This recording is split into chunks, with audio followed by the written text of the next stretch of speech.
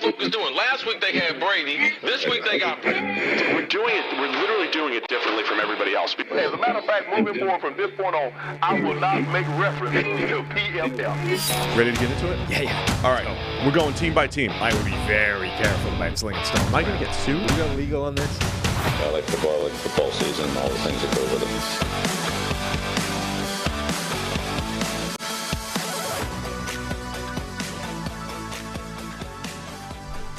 Welcome into the PFF NFL podcast. Steve Palazzolo, Sam Monson. We're live on YouTube, and it is time for the Week 3 NFL preview. It's actually Week 4, Sam. We're not going to preview Week 3, so don't turn this off.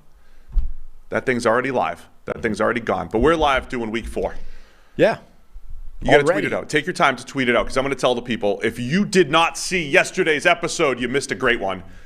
JT O'Sullivan joined us, the guy, the QB school, and the internet's QB coach. We had a great time talking to JT O'Sullivan. We talked about his process, general QB evaluation, Tua Tagovailoa, Brock Purdy, Jordan Love, Justin Fields, Justin Herbert, all sorts of fun stuff. So if you haven't listened or watched that, be sure to do that. That was yesterday's show.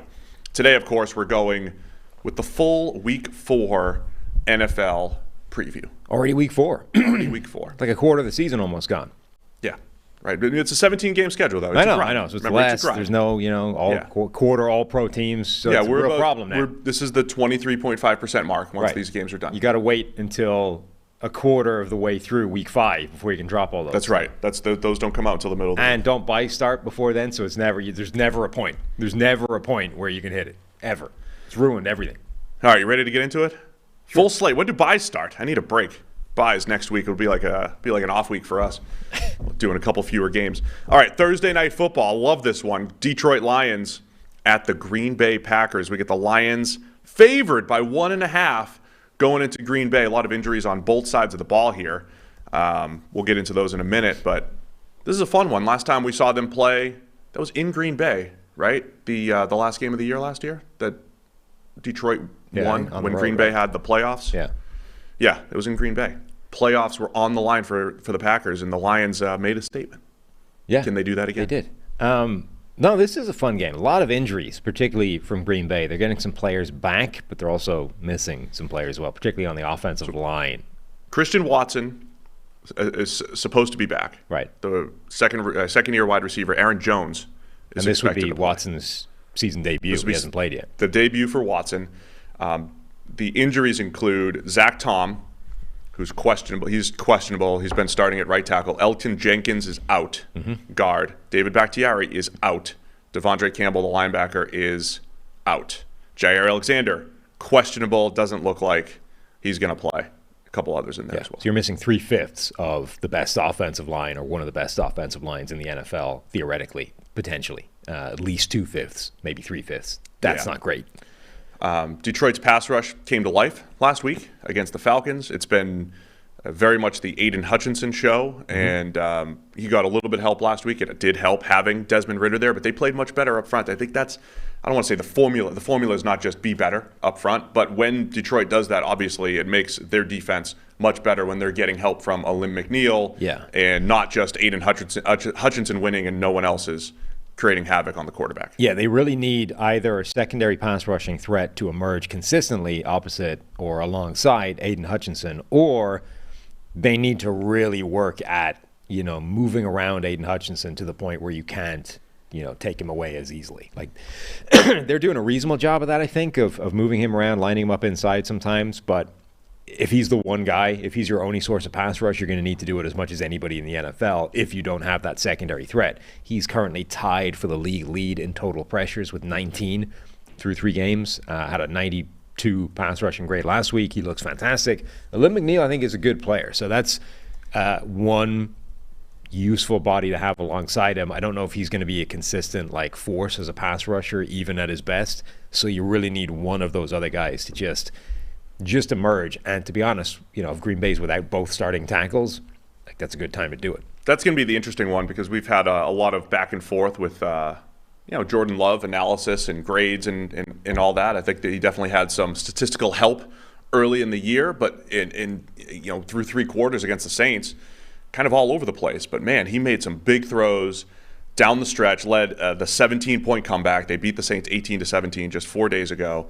And, they're at home, too. We always know the home team on the short week will help a little bit. But we'll see if that can spark Jordan Love. I think for him, it's putting together a full game consistently. Because I think Matt LaFleur has been outstanding in the red zone, scheming it up.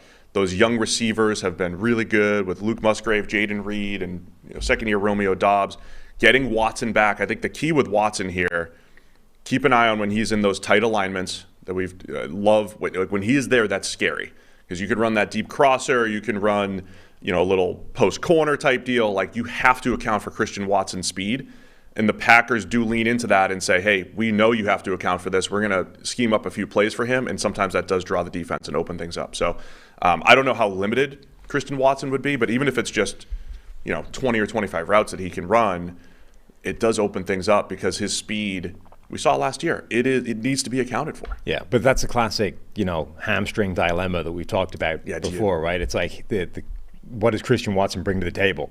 Blazing straight line speed. What is the one thing that is a problem for a hamstring injury? Full sprints, right? So this is the weird thing about hamstring injuries. I don't understand this world where you bring a guy back and he's like, well, he's just about ready. We're going to keep him on a pitch count, right? He can only sprint 20 times before his hamstring just snaps like a banjo string, right? Either his hamstring is good and he can sprint, or it's not and he can't. But if he's back, I think it does change things for this offense, which, the Jordan Love discourse has been interesting. Obviously, when it's on Twitter, it's been without nuance as well. I think Jordan Love's been pretty good, right? His grade, I think, for the season is slightly above average, which, is about right.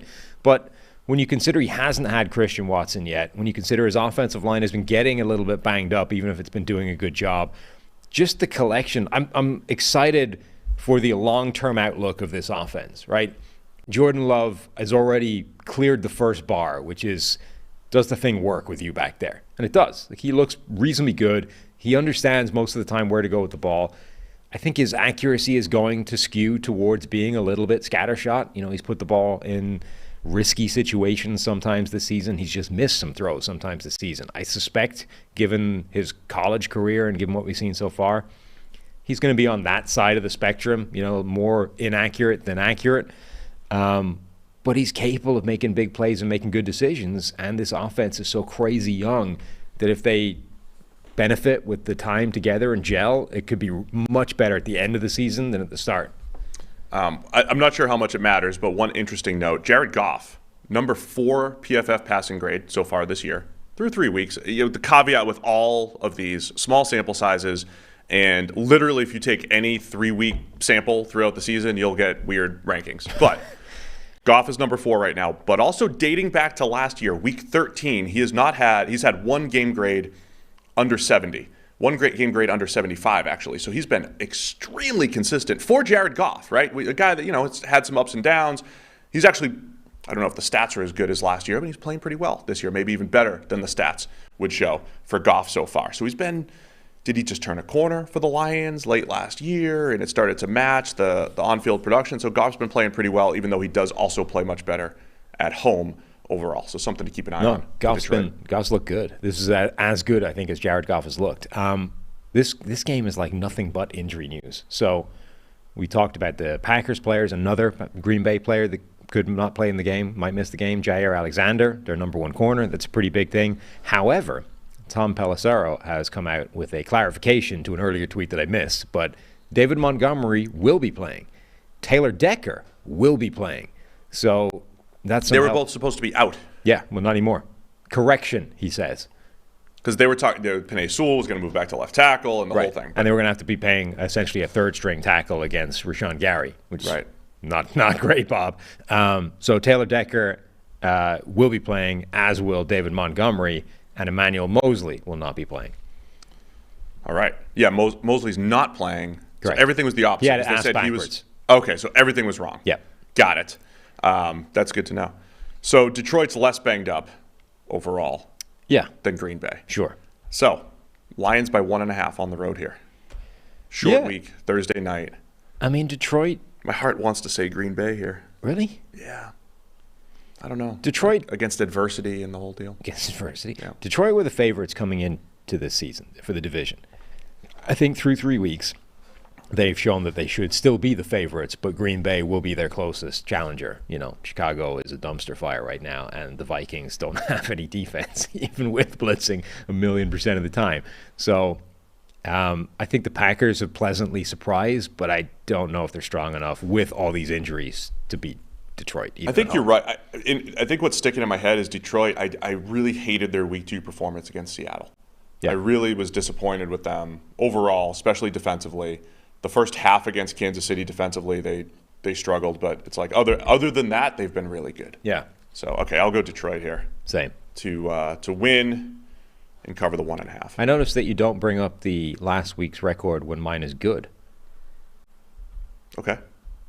Let's give some people an update on the picks. Last week you were all about informing the people that you were, you had a reasonable week and I had a terrible week. You had an incredible week last week. Thank you. 13 wins apparently. 13-3 last week. We gave you the Cincinnati game because you said Whitborough. Whitborough changes things. Right. I had 9 wins last week. Okay, that's all right. And my son Harry had 9 wins last week. Okay. Now Harry was lazy, didn't do week 2, so we don't have his week 2 numbers. Okay. I bet I could go back and just have him do it blind. Yeah, he won't remember. Oh, he does kind of remember. He's like, Daddy, remember last year? He still says, do you remember when the Bills beat the Jags 9-6, like 3 years ago, whatever that was? Anyway, but we have his week 1 games in there. He's right around 500. Okay. And you and I'm right around 500 now. Yeah, I'm right at 500, I believe. And you're just over it. So those are our picks so far. Well, as a parent, you've had to learn so many new skills to provide for your family. How to do copious amounts of laundry, meal plan for even the pickiest eater, and now how to protect your family's financial future.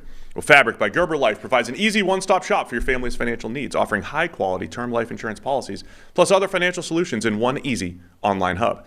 Fabric was designed by parents for parents to help you get a high-quality, surprisingly affordable term life insurance policy in less than 10 minutes.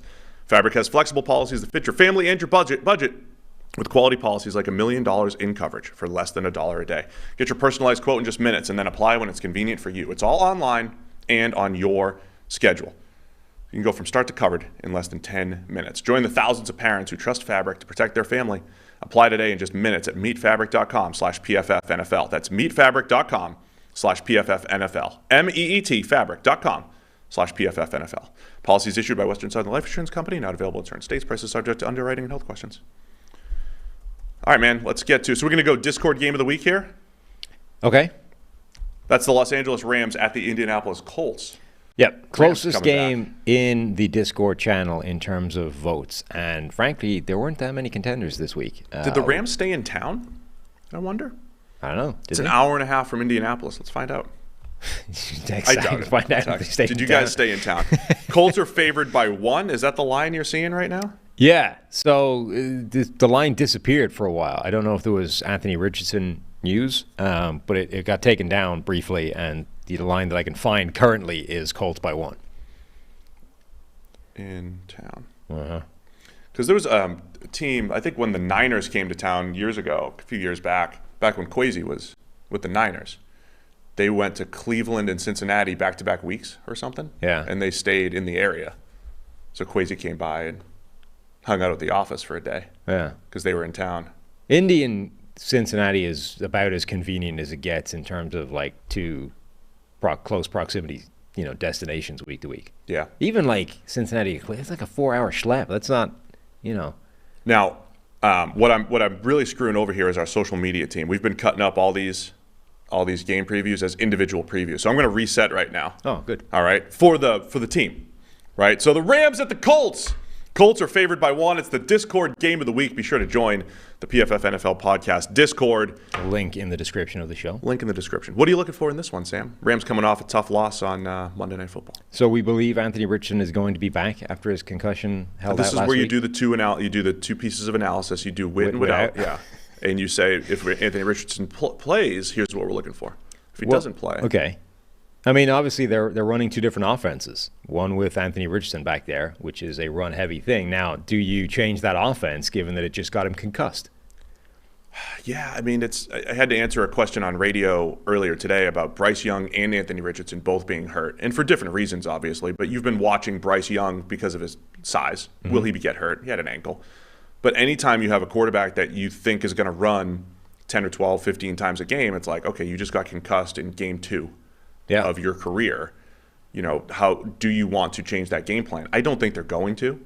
But look, we say a lot on this show that quarterback health is on the QB and their playing style. And the same reason why I do think Justin Fields gets hurt quite a bit, because I think he's not great at avoiding hits. He's fast, but he takes more hits than he probably should. I think Lamar overall is really good at avoiding hits, and he's had a couple freaky type of injuries the last couple of years. I think a guy like Michael Vick back in the day, really bad at taking hits, and he got hurt. Josh Allen, he's bad at taking hits, but he's just an animal, so it doesn't matter. So where does Richardson fall in that whole spectrum? I don't know if I have overrated him as a runner. I think he's a good runner. You'll scheme some stuff up. I think he probably needs a little bit of better feel for when to take the hit, when to lower his head, when to put on the jets, Jalen Hurts is outstanding, I think.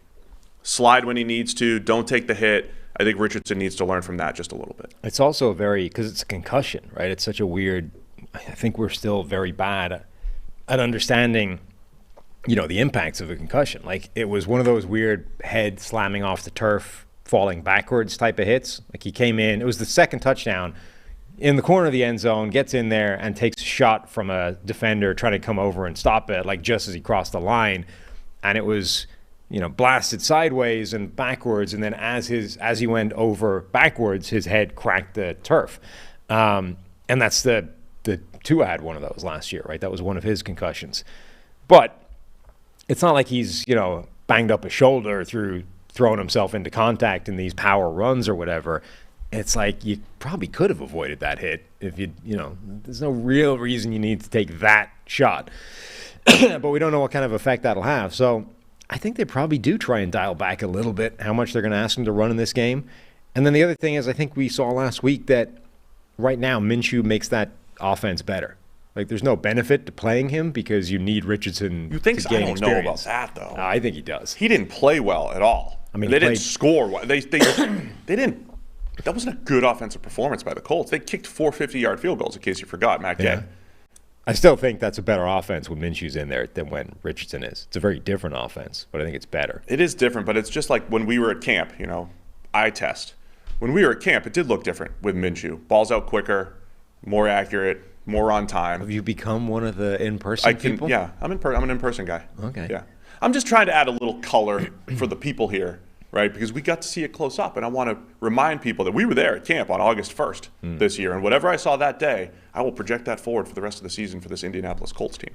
Okay. And what we saw that day was, Minshew's a little quicker, a little bit, more accurate, more consistent, but I do think they will still run the ball with Richardson. The red zone's going to be better. They won't be, the short area of the field will be better because of that ability to run the ball. Zach Moss has been good running the ball and breaking tackles. The offensive line has been good, and I think they'll take care of Richardson, and he'll be fine.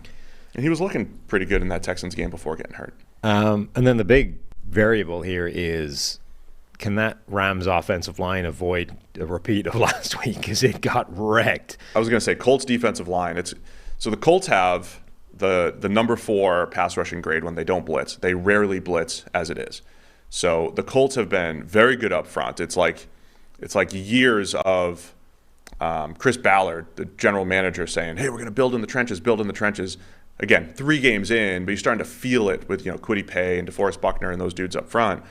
That pass rush against the Rams, which didn't Monday night feel like week 1 of last season for the Rams, where it was like, man, Stafford doesn't have a chance. It felt like we expected that was the first game this season. We were like, okay, this is what we thought would happen, right? That offensive line can't hold up against any kind of viable pass rush. Consequently, even though Matthew Stafford currently looks great, it's not going to matter because the thing doesn't function when the offensive line is that bad. Yeah, so the other part is like this should be the Colts analysis is funny because you have Gus Bradley as defensive coordinator, and they run very similar stuff all the time, right? 4-man rush, a lot of cover 3, a lot of old school Seattle stuff. Doesn't mean it's easier because obviously they would get torched every single week if it was easy to go up against, but it might be easier for Sean McVay's offense, right? It might be like the Sean McVay offense for years was like, all right, these are all cover 3 beaters, right? This is what you do.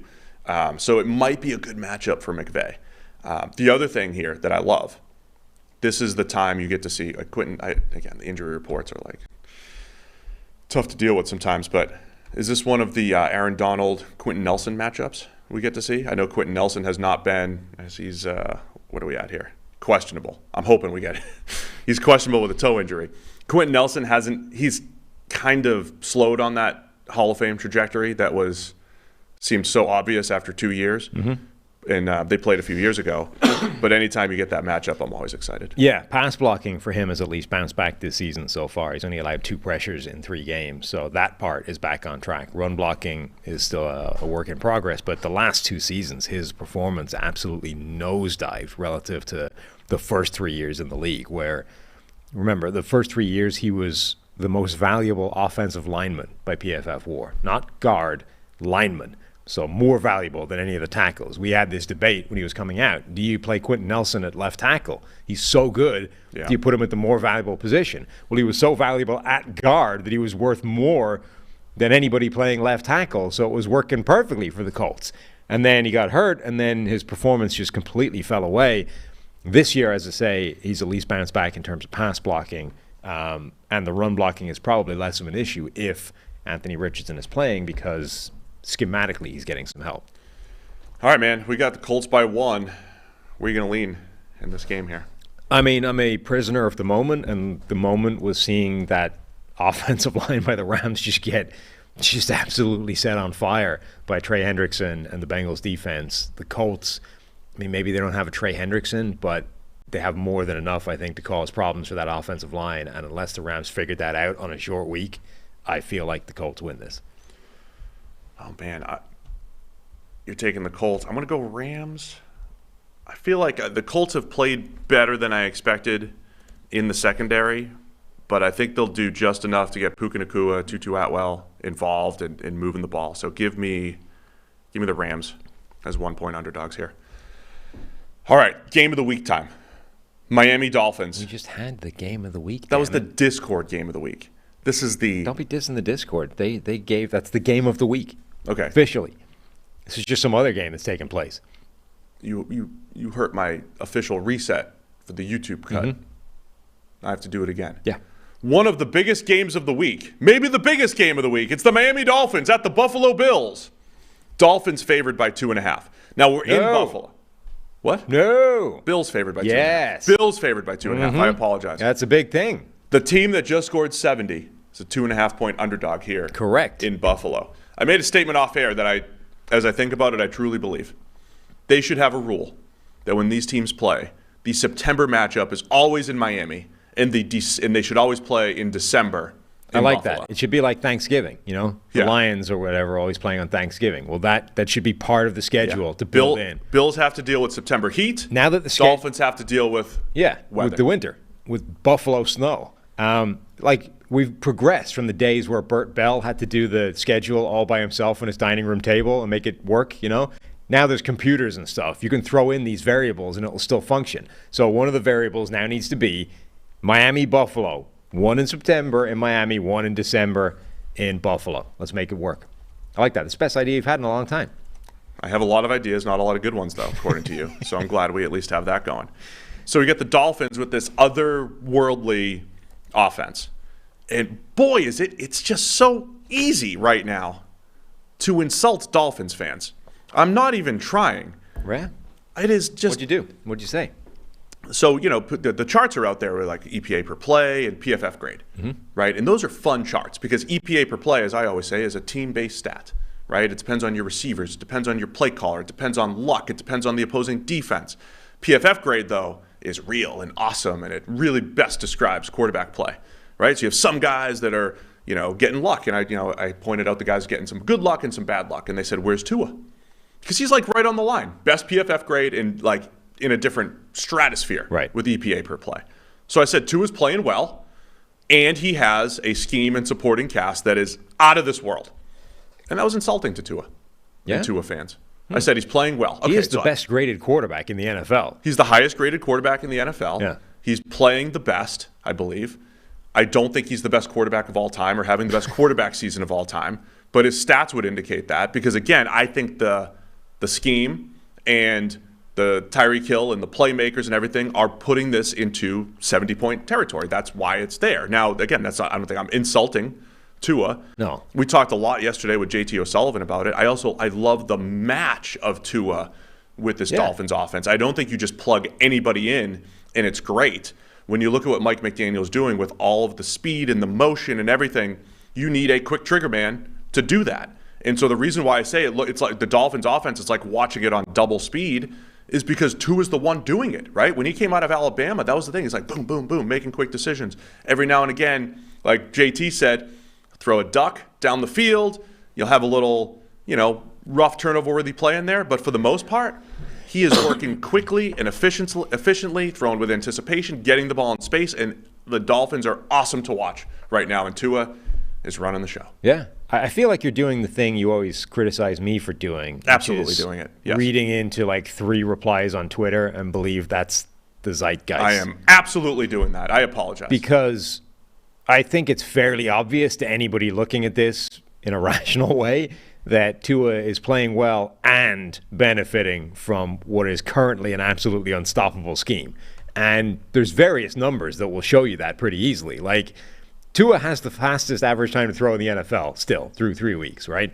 By far the fastest. And yet his average depth of target, it's come down to slightly, but it's still 9.6 yards, which is high, and he's averaging 10.1 yards per attempt. Those things don't go together, right? The fastest average time to throw in the NFL is usually not going to produce 10.1 yards per attempt unless the thing at the other end of the throw is in some way, shape, or form making magic happen. And in Miami's case, that's happening in 2 different ways. Tyreek Hill and the rest of those receivers are incredible and incredibly fast, and they're wide the hell open because of all this short motion stuff that Mike McDaniel is breaking out. So I think it's fairly self-evident that Tua is playing very, very well, arguably the best in the NFL.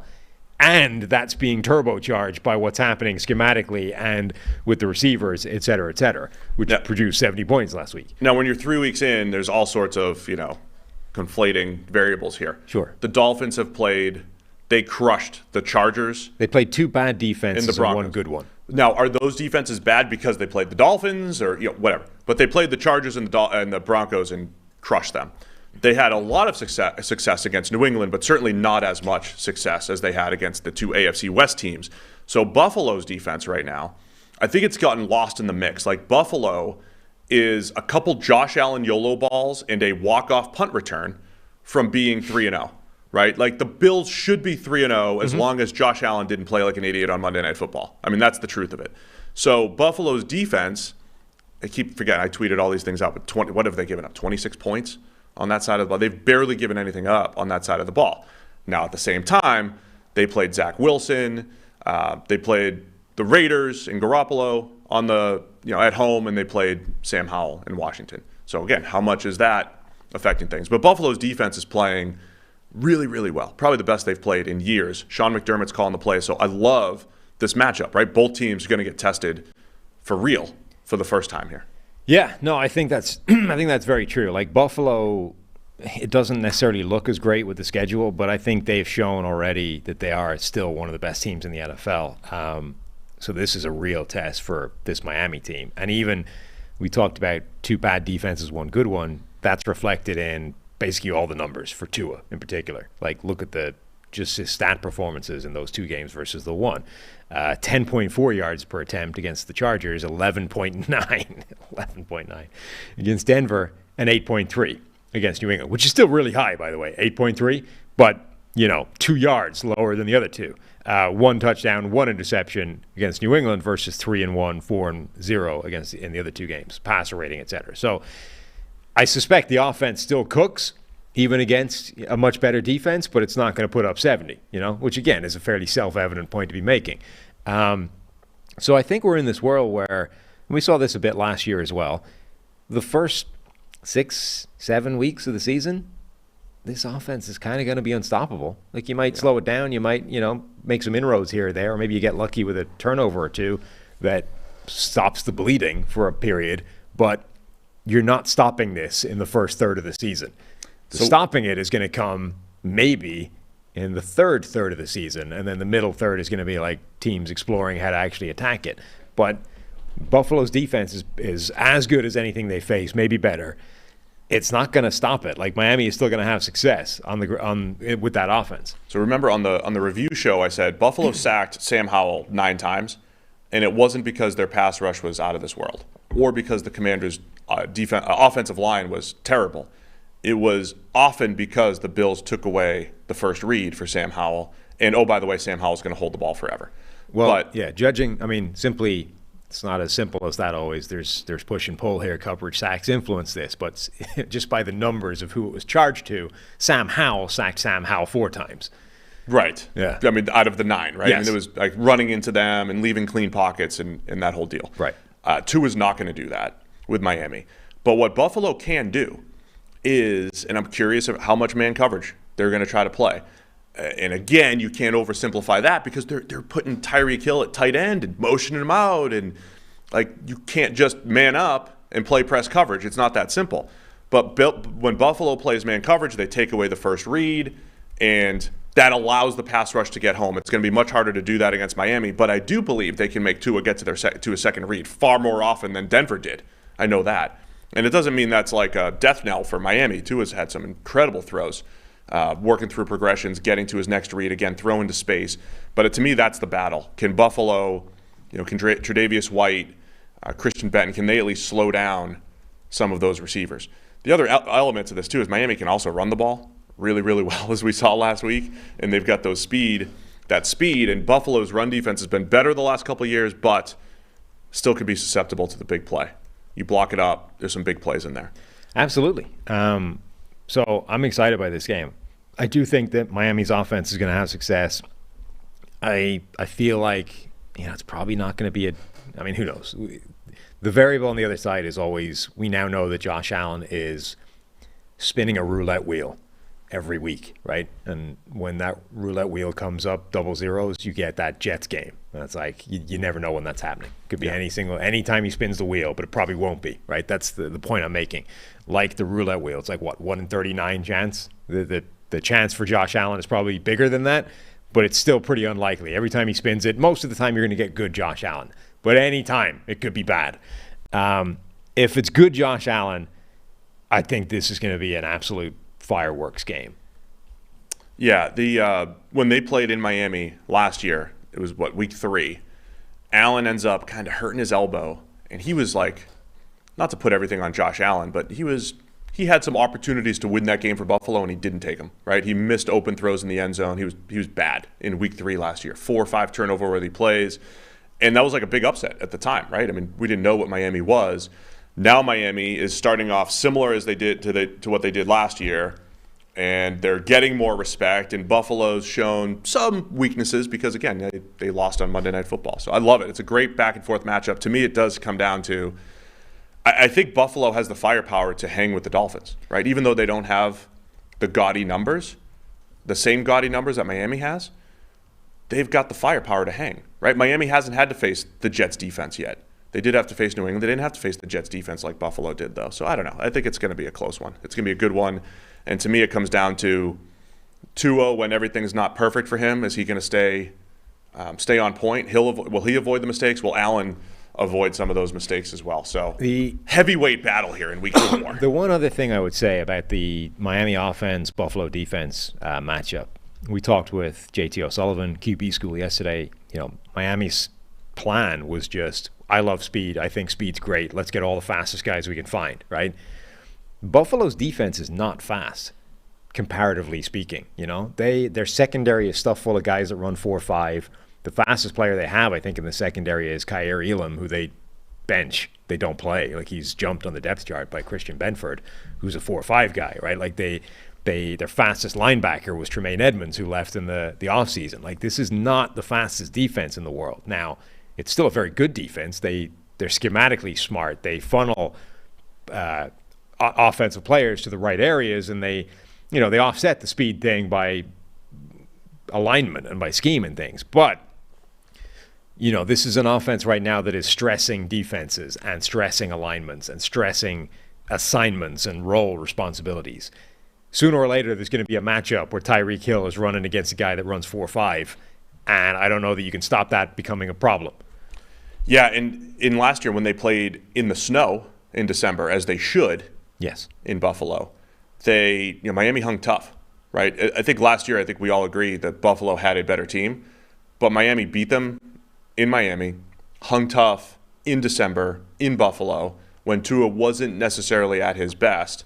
So they kind of hung tough in the playoff game with Skylar Thompson. And they hung tough in the playoff game, like way closer than it should have been. That was part of the Josh Allen, right? The roulette wheel came up 0-0. That was the 6-hour playoff game that was just ridiculous. So, man, I wanted to say Buffalo, but Miami as underdogs here, even on the road. I'll take the Dolphins. Yeah, I'm believing in Tua keeping it up. I feel like that's a disrespectful line. It's disrespect. And you know how much disrespect motivates players. You and the guy on Twitter feeling disrespectful. Mm-hmm. Yeah, Mike McDaniel's using that as motivation here? Yeah. Mm-hmm. All right. Are we both taking the Dolphins? He was disrespected by Denver. And look what happened. 70 points. Can't do that. Can't happen. They'll get at least 60 this week, I think. We're back with another week of football. DraftKings Sportsbook is keeping us in on the NFL action with great offers every single game day. New customers can bet $5 and get $200 instantly in bonus bets. Throw $5 down on any of this week's epic matchups to walk away an instant winner. And DraftKings isn't stopping there. This one's for all customers. You can take advantage of 2 new offers every game day this September. So football's more fun when you're in on the action. Download the app now. Sign up with code PFF.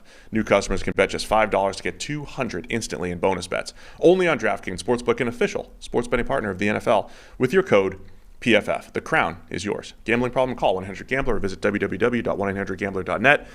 Bonus bets expire 7 days after issuance. Eligibility and deposit restrictions apply. All right, do we have any other? We don't have any more games of the week. Let's just go. We're going through the slate here. You ready? Yeah, let's go. We're in London. This week. We got a 9:30 game. This is wall-to-wall NFL day. Atlanta Falcons at the Jacksonville Jaguars. Jaguars are home here in London, of course. Jags favored by 3 for their London home game. Falcons 2-1. Jags a disappointing 1-2. My big question here, Sam, which Jags team shows up? We analyze every game, every week, and one of the toughest things for me to wrap my head around is inconsistency. Not knowing what's going to show up.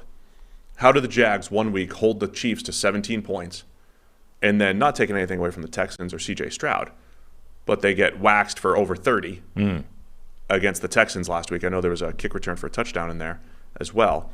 The Jags defense, and this is a multi-year issue, is why I'm bringing it up. The Jags defense is maddening with their inconsistency. Yeah. I don't know what to do with that, right? I don't know that the Jags defense is great, but I think their offense has been much better than they've shown the last couple of weeks. Like, they've been shooting themselves in the foot repeatedly with silly mistakes, whether it's drops, whether it's fumbles, and then obviously the special teams gaffes in the last game against Houston. Multiple, remember, a block kick as well as the kick return touchdown. So I think the Jags have been better, and I think that's reflected in the line, right? It's Jacksonville by 3. You wouldn't do that if you'd looked at just the results and the scores over the last couple of weeks. But Trevor Lawrence, I've seen sort of people going, where's the Trevor Lawrence from last year? The guy that ended the season looking like one of the best quarterbacks in the NFL. And we were talking all offseason about if he just picks up where he left off, he's in the conversation to be one of the best QBs in the NFL.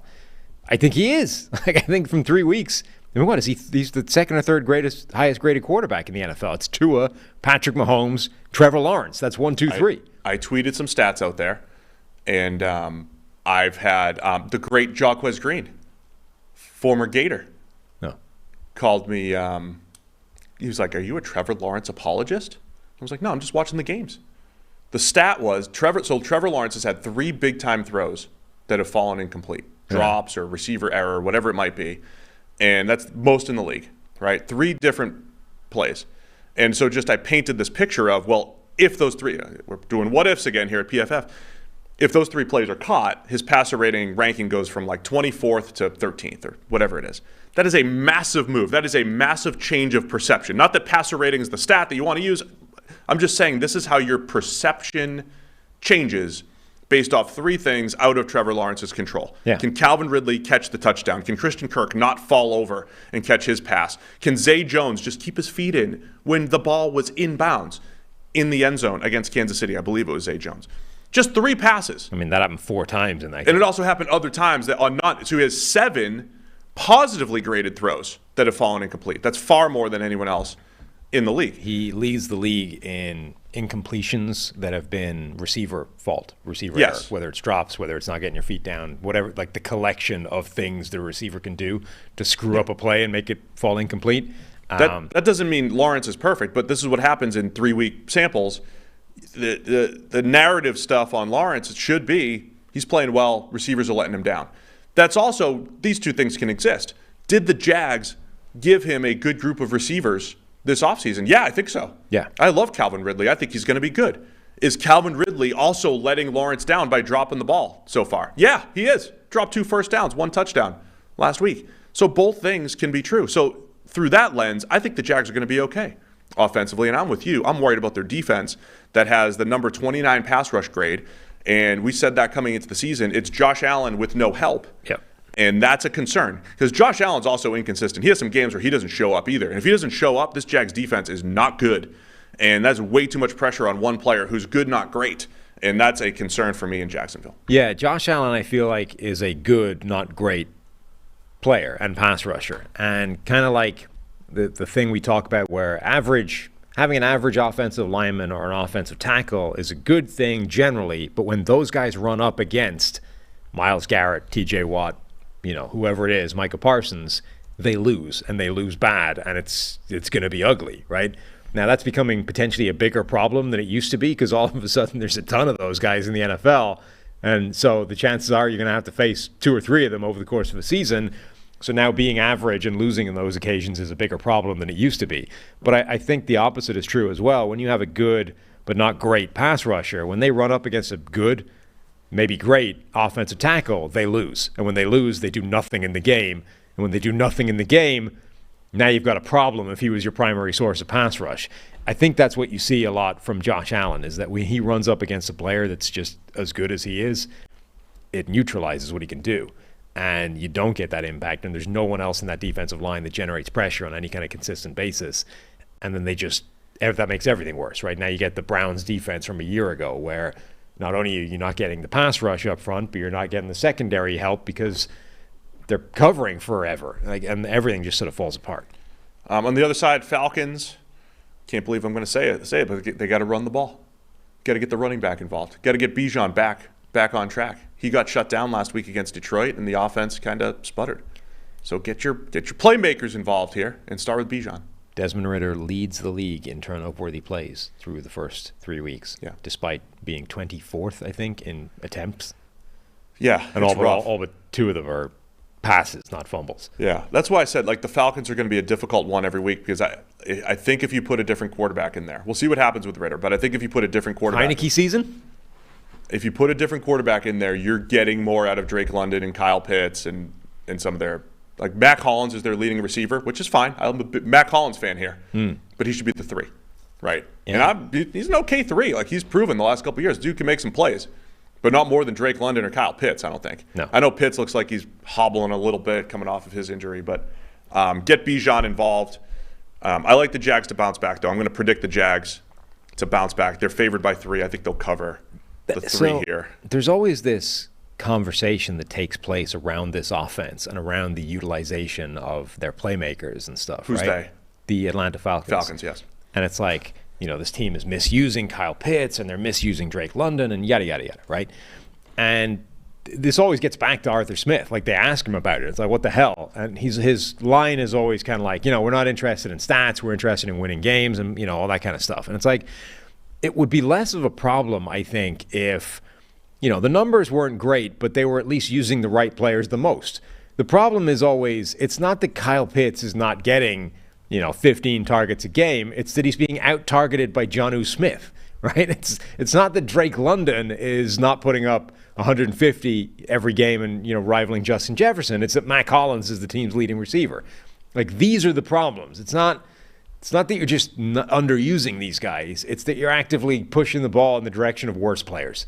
And that's probably not a great idea. Like, I get you can't just always throw the ball to two guys because, the teams can figure that out, right? You've got to spread it around a bit. You've got to use them as decoys. You've got to do something, but they shouldn't be the decoy every play is what I'm saying. And that's currently kind of how it works for those guys. Yeah, and unless Desmond Ridder can become a better facilitator, I mean, think about what that would look like if you had someone who's distributing a little bit better and every single week you're trying to figure out, who do I stop? You've got a creative, well-blocked run game with an outstanding rookie running back, with a great backup running back in Tyler Algier, and you have a Drake London and a Kyle Pitts and a Mac Hollins. What do you do defensively? I don't get the sense that defenses are saying, oh no, what do I do against the Falcons? Other than little spurts here and there. I thought week one it was promising. You just haven't seen that consistency. I'll take the Jags to right some of their wrongs offensively here and put some points up. Cover the 3. Yeah, I think I'm in the same boat. I don't know quite what to make of this Falcons team yet. They're a very difficult team to get a handle on. They've been good and bad. The offense is a unique proposition for any team to have to contend with, but I think the overriding, my one big motivating force coming into this game is that idea that Jacksonville has been better the last 2 weeks than they've looked, and eventually that's going to stop, happening. Like, the point about small sample sizes, it's not that those players stink, it's that those players have collectively made a bunch of big mistakes in 2 weeks, and that's probably not going to continue long term. All right, man, we're on pace for about a 6-hour show. Sweet. We're 4 games in, 45 minutes into it. Somebody do the math for me, but more than 45 minutes in. Let's see how we do. We're not going to do this in under 2 hours this week. Well, not if you keep spending time talking about how we're not going to do it. We're very transparent here. Got to be transparent. All right, Cincinnati Bengals at the Tennessee Titans. Bengals favored by 2.5 on the road in Tennessee. Titans, another one of those teams that have been completely different at home versus, they've got one game at home, win in overtime against the Chargers, where they look pretty good. And on the road, Tennessee's offense has been atrocious. Now, they went up against the juggernaut that is the Cleveland Browns last week. They went up against a good Saints defense. So that is where early in the season, how much do you weigh? Both of those things. But Tennessee's offense sputtering a little bit. Cincinnati's offense also sputtering. Joe Burrow playing through the calf injury. Clearly not the same offense. Bunch of drops the other night. What are you looking for in this one? Yeah, that was the first time the Cincinnati defense, I think, had looked like itself this season, which was a big part of it. Like, obviously all the focus was on Joe Burrow, his calf, how the offense was going to look. But kind of lost in that hysteria was how nothing else had looked good either. Like, everything about Cincinnati had been pretty rough the first couple of weeks. That was the first week where that defense really showed up and looked like a Lou Anarumo defense that we expected to see this season. If that happens again, that puts them on the plane of, maybe not quite as good as Cleveland, but with the New Orleans defense. Like, it's up there with the best defenses that have shut down this Titans offense and made it look very bad. Trey Hendrickson, we saw what he was able to do against a not very good offensive line and left tackle in particular for the Rams. He's going up against Andre Dillard, who, isn't a very good left tackle, as much as they paid him quite a substantial sum of money to do that. The offensive line for Tennessee, it's better than it was a year ago. It's still bad. And I feel like that Cincinnati defense will do another number on the Titans offense and really limit them again. Yeah, I feel the same way. You're right. There's Anarumo's defense when it's clicking. There's elements of deception. Yep. There's elements of, I think they create those Trey Hendrickson one-on-ones extremely well. I think they get into it well by how they disguise up front, and they play creatively on the back end. And remember the narrative that we were pushing for a couple of years was, hey, you get into the second half of a game and the guy makes adjustments and he's going to take away what you do best.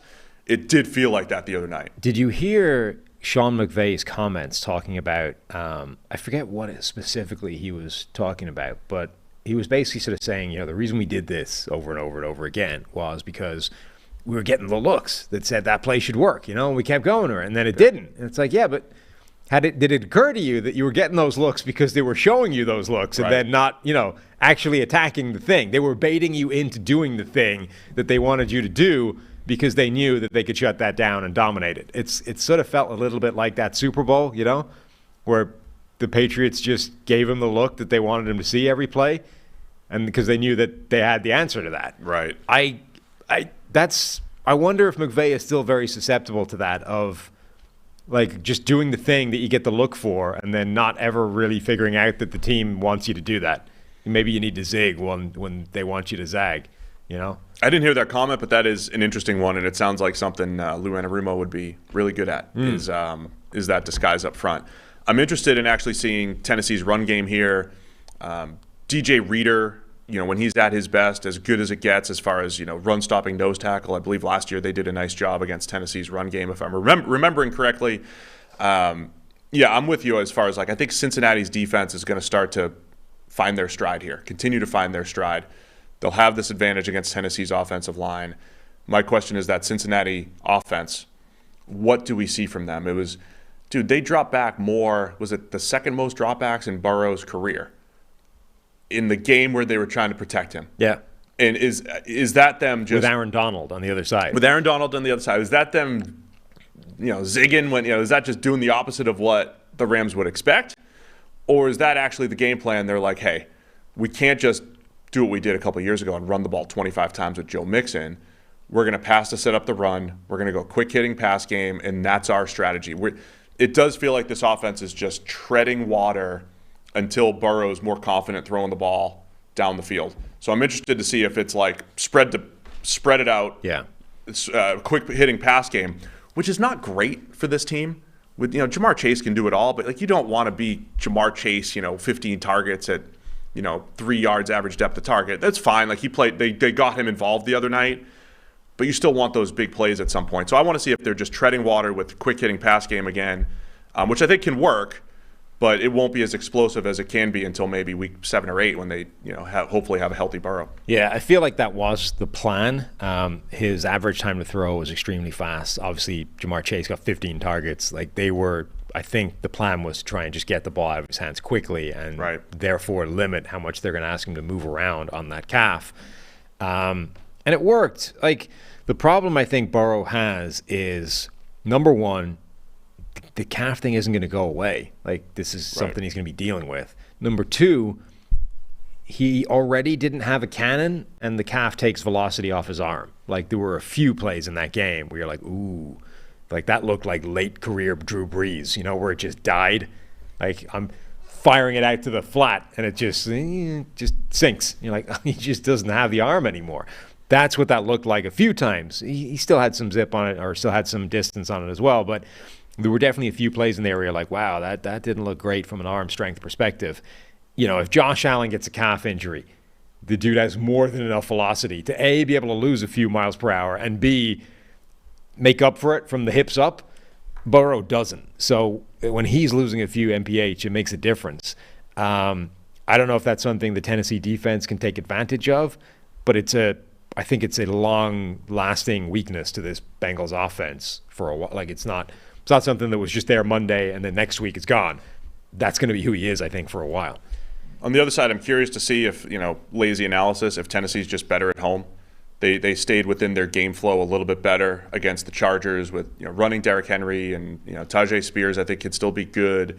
The offensive line for the 9th straight year, better run blocking than pass blocking. There's a world where Tennessee plays their game, and Tannehill has one of those, hey, he's going to finish, 19 for 25 and be really efficient with a run-heavy attack where Tennessee's going to play their tough defense as well, especially on the interior. If you were the Bengals defense and Lou Anarumo and this let's dictate terms, right, would you want them to keep Derrick Henry on or off the field?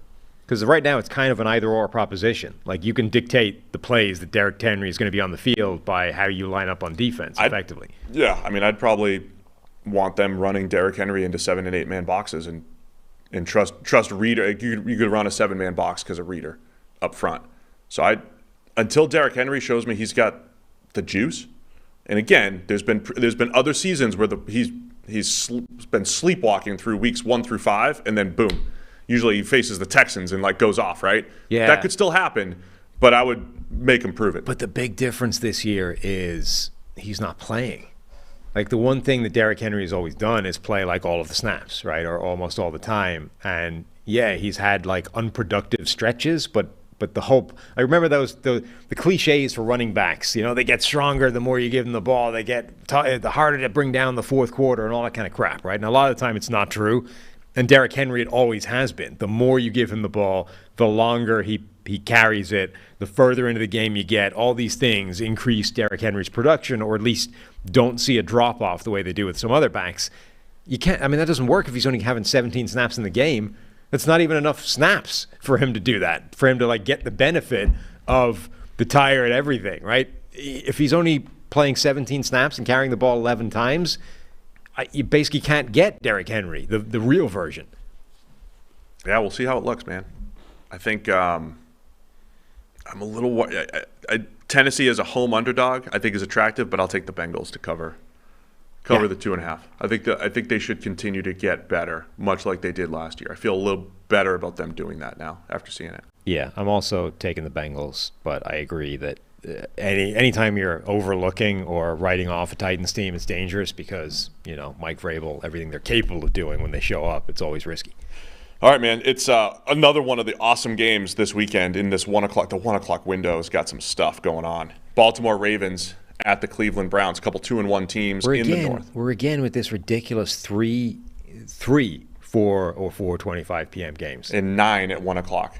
How? 9, why? which breaks your double multi-view. You can't do it. You can't watch everything on two TVs. We're in a world now where they've designed Sunday Ticket, YouTube TV, and yet we're specifically putting that 9th game in the 1 p.m. If you were commissioner, would you do a consistent like 6 and 6?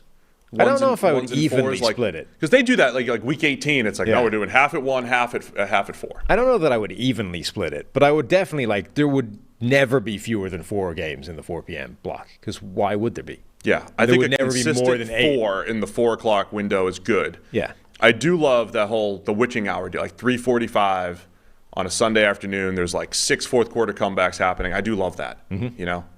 Anyway, Ravens at Browns. Let me reset again for YouTube.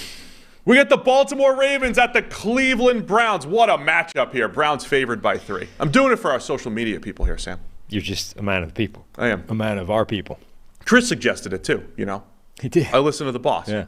Because Chris can't handle 6-hour podcasts like we put together. Right. But he likes the chopped up versions. Gets what he needs. He suggested, you should tell people why, so they can go watch the individual video or the single one. You don't have to sit through all 8 hours of this podcast. You should, though. It helps our numbers. You should do both. Right. Because they all help our numbers, right? So you should watch the full podcast as you are right now, but also go get the individual videos because it's better for our numbers, and that makes us look good. Then go back and listen to your individual video and really dive in deep and pay full attention, because it's only, Make sure your watch time, make sure you watch it start to finish, because that also helps. That makes us look good to management, and when we're in contract negotiations with management, we'll be here longer, and that's good for everybody.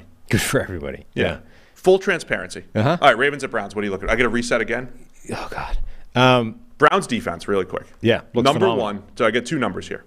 EPA per play allowed for a defense with no blitz. Number 1, Cleveland Browns. Your 4-man rush, your Myles Garrett's, right, all their additions.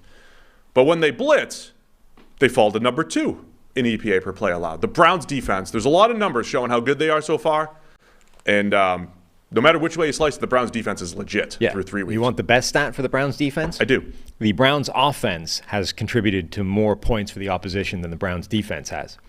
2 touchdowns to 1. Wow. They've given up. The Browns defense has given up 1 touchdown. The Browns offense has given up 2 touchdowns to the opposition by turnovers. Fantastic. Yeah? That's really good. It's good, right? So that's a matchup, man. It's a matchup against the Ravens. I don't know if you have a strong opinion on the Ravens offense so far. I'm a little torn on it. I don't think it's the new look, right? It's the post Greg Roman era. I don't think it's been great overall. It's different. It's far more horizontal. Yes. And you should have, I believe Ronnie Stanley and Tyler Linderbaum should be back. I can't wait to watch more Tyler Linderbaum, their center, former first-round center, in this offense, because it gets the playmaking center into space more. It's far more horizontal. But you've got Zay Flowers catching all those short passes, not able to do much with it. Like you're missing this explosive element. Dante Hall. He's Dante Hall. You're missing some explosive element to it. I think the horizontal will play well against this Browns pass rush, right? You might be able to try to break a few plays in space. You have to protect yourself against this pass rush this week. But I think the Ravens just look okay offensively so far. Yeah, no, it has only looked okay. But look, they've been injured as well. Remember, like, this looked like the best receiving core that Lamar Jackson had ever had to work with. On the other hand, they were changing to a scheme where they were going to require more of them on the field at the same time at any given moment. So the depth didn't necessarily improve. There are more of them on the field on any given snap. But if one gets hurt, it's as thin as it's ever been because the next guy up is still the same guy it used to be. So OBJ has been hurt. The group has not been healthy and consistently on the field at the same time. So I don't know that it's had the impact that people thought it might. I also think through 1 week, 2 weeks, we were like, oh, maybe we are wrong on Zay Flowers. And then 3 weeks, it's like, maybe he is actually a little bit more limited than people were giving him credit for. When you look at his route tree, it's very Dante Hall. Like, we have this slot guy who makes insane moves happen. We don't quite know how to use him fully. And sure, he had that one pass down the field where Lamar hit him in the face with the ball. Beautiful deep pass. But that's kind of been it in terms of any sort of extra creativity with the route tree. So we don't quite know what he's going to be yet. I think the offense is still going to be decent, but now it's going up against what looks like by far the best defense in the NFL. And, Ronnie Stanley coming back, but Ronnie Stanley has come back before, and not been Ronnie Stanley when he came back. And the test this week is Myles Garrett. On the other side of the ball, what I want to see here, right? So Deshaun Watson coming off of his best statistical game with the Browns, even though there was an Aaron Brooks throw the ball backwards play. Yeah. Best statistical game. Best grade as well, right? Best grade, I believe. Yeah. Even with the Aaron Brooks play in there. But it's week 2 without Nick Chubb. And last week's run game, I know the Titans, the phone booth thing. I made a phone booth reference a couple weeks ago. Nobody knows what is that? Tight game. Tennessee did a good job bottling up the Nick Chubbless run game. If Baltimore does that again, how much, there's a lot more pressure on Deshaun Watson, not just because he's got a ton of money in the bank guaranteed, but the whole offense is going to run through him and the pass game a little bit more now, because there's going to be more games where the game flow gets out of hand for the Browns. A little bit more pressure on Deshaun Watson in the pass game to win it for the Browns. Can he do that consistently? Yeah, though I think, obviously it's different when you have Nick Chubb out there. Like, he's probably the best running back in the NFL. But I think the run game will be okay. They still have one of the best run-blocking offensive lines in the NFL. The running backs that they currently have don't look bad. They're just not Nick Chubb. So I think generally it'll be okay. Tennessee have a really good defensive front, so that makes sense that they were slowed down versus them. I kind of feel like all the money in the bank is reason Deshaun Watson has no pressure whatsoever. What does it matter to me if I play well or not? I got $230 million in there. You are really good at getting into the mind of a billionaire. Yeah. You are not, now, because you haven't played. Now, granted, you've never played like me at the professional level. Correct. Right. Strictly so you might amateur. not be able to get into our headspace. Right. As a professional, yeah. As a professional. Mm-hmm. But as a professional, when you have money in the bank, you're not just like, hey, I'm rich, I'm good. Just not that I can relate. But I was going to say, just to clarify, really quick. Deshaun Watson currently has about $230 million guaranteed in the bank. How much did you ever have in the bank? Would you say $230 million? Yeah. He has $230. Dollars. Yes. Got it. So I didn't say, hey, I got my $230. I'm good. I'm set. I said, at least for the this next team's meal. paying me that $230. I need to do well by them. I need to go prove it. So you feel a different sort of pressure to live up to that. Plus your general pride and pride in your work. I feel like that might not scale. I think for $230, you might think, I do need to focus on where the next $230 is coming from. I do always tell the story, though. Buster Posey, future MVP, was my teammate in AAA. I'm making no money. And my thought process is like, just keep my job. He's over here like, I just made $6 million. I'm going to the big league soon. I want to do well by the Giants. I did hear that. You sense that from him. Right. So you think, well, I got the money. I don't. A high-level athlete like a Buster Posey, not me, like my teammate, wants to do well by the team that invested in them. So I think Watson is going to feel that type of pressure. Okay. And I'm not talking about I'm saying like the pressure as in you might have to drop back 40, 45 times a game now, a little bit more often carry the team than you did.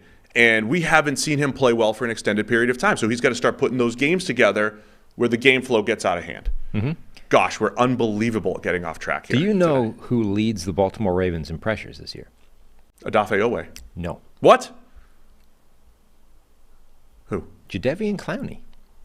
Wow. Jadeveon Clowney, this sort of number 24. Right. This afterthought edge rusher signing, who's now wearing number 24, one of the most abominable numbers for any position in the NFL, currently has 4 more pressures than anybody else in the Ravens. He's actually, he's making an impact for them. Yeah. All right, man, there's a lot to look at here. Myles Garrett versus a returning Ronnie Stanley. You've mentioned before, is he going to come back and actually be healthy? But Myles Garrett has been wreaking havoc, and he's got friends up there. He's got a lot of help. And I think the Browns keep it going, man. I think they're going to – Lamar's fumbled the ball a ton. I think they're going to cause some problems for this Ravens offense. Yeah. And I think the Browns offense just needs to kind of keep it afloat. Keep an eye on Kyle Hamilton. He had those 3 sacks last week. They're blitzing him, putting him all over the place. Watson's going to – this might be an ugly defensive battle. Do we have weather in this game? Can we get a weather report here for this game? But it's the Browns by 3, man. Too much for me. I'm going Baltimore to cover. You are, huh? Can't buy into 3-point favorite Browns without Nick Chubb. Yeah, you might be right. You know what? I'm going to go Cleveland, though. I am going to go Cleveland. The PFF, the green line, the money, the data says that it should be closer to 2 points than 3. So it's buying into in Baltimore. Yeah. There's probably not enough strong data to believe in Cleveland. Plus, I assume our data is also not going to love defense week over week, remaining as dominant as they are. So that's probably what's happening there. All right, let's go Washington Commanders at the Philadelphia Eagles. Eagles favored by 8.5 here in this NFC East division battle. Eagles undefeated, 20-1 in the last 21 starts for Jalen Hurts. Mm-hmm. How many times will Sam Howell get sacked? Coming off a 9-sack performance last week against Buffalo, and you're going up against one of the best defensive lines of the Eagles. He is now on pace to be sacked like 100-plus times in the season, which is like 30 more than the David Carr record, or was it year 1? Yes. Against year 1 for David Carr behind an expansion offensive line, right? Like, was it the first year of the franchise? Which led to one of my favorite commercials of all time. Yeah. Where they said, the draft is coming up, and they showed, what does your team need? I said this a few times, but what does your team need? And it shows David Carr under center, and they deleted the offensive line. I remember that. Yeah, and it's him in front of behind 5 blank people. And got sacked 76 times. And I think, but ESPN at that time, they didn't know sacks are a QB stat. And they were like, maybe we shouldn't blame the offensive line. They didn't know back then in 2002. I suspect that offensive line was cheeks. I'm sure they were terrible. But I also suspect that David Carr heavily contributed to that sack number himself, which I think is exactly the same case with Sam Howell. I think he is heavily contributing to the number of sacks he takes. As I said, last week he was responsible for 4. On the season, it's up to 7, which is the most in the NFL by 3. That's what? He's been sacked 19 times, 7 out of 19. What's that percentage-wise? 368, 36.8. There you go. 36.8. He's responsible for, 37% of his own sacks currently, which is a huge number. I'm like a circus freak. You really are, in several different ways. Feed percentages to Steve. If we could just find a way of combining height with percentage naming on command. No one else can do that. That's your niche. You think anyone else could do that? I don't. Man, 2 things to highlight. Jalen Carter is probably 1 game away from you mentioning him as much as you would mention Aaron Donald. We got to mention Jalen Carter's unbelievable. Leading the NFL for interior defensive linemen in terms of pressures. By our numbers, NGS apparently has Javon Hargrave with 182 pressures through 3 games. I don't believe they're correct. I like the people that put so NGS numbers or ESPN's numbers?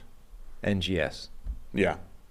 I'm going to be honest here. I trust PFF more than I trust anything that's NGS related or tracking data related. I don't think people understand that number is essentially automated. I just want to, it's important to mention, right? Because the number of people throwing that number at me, their number, as far as I understand it, is effectively automated using tracking data, which has some flaws because all it can do is tell you effectively the proximity from the lineman to the quarterback and then the relative positioning of the blocker within a certain space of time, right?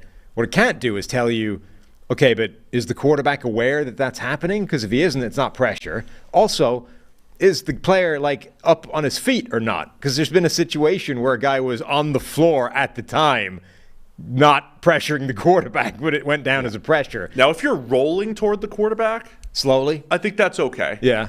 But if you're being tossed, although to you're the not allowed to floor, grab him anymore, remember? You can't, because now you've gone low at his ankles. It's not yeah, allowed. you just don't make contact. You have to, and then you jump up and pull him down from the floor. Anyway, my point being, I don't believe that their number is correct. I feel that there are flaws in the automation system. There's a reason why you don't let a computer, drive you home most of the time, because people have some important input in these things. So anyway, Jalen Carter leads the NFL in pressures for interior players. He looks pretty special. He does. And I want to give a shout out to his running mate, Jordan Davis, because last year, Jordan Davis, I think, got off to a slow start. The Eagles defense didn't necessarily need him. But we spent so much time during the draft talking about the impact of a 360-pound nose tackle who can let you play light boxes and play the run, and we'll see if he's a good enough pass rusher. And then Jordan Davis also played hurt last year, just didn't look right. He looks right this year. He is Vita Vea type of plays where he just wrecks a guard or a center. Best two graded players on the Eagles defense, Jalen Carter. So I wanted to highlight that. I mean, those are two of their last two first-round picks. Do you know what number 3 is? On the defense for the Eagles, Reed Blankenship. Yeah, it is. How about that? Baller. Yeah. That dude's good. You're a Reed Blankenship fan. I like him. I like him a lot.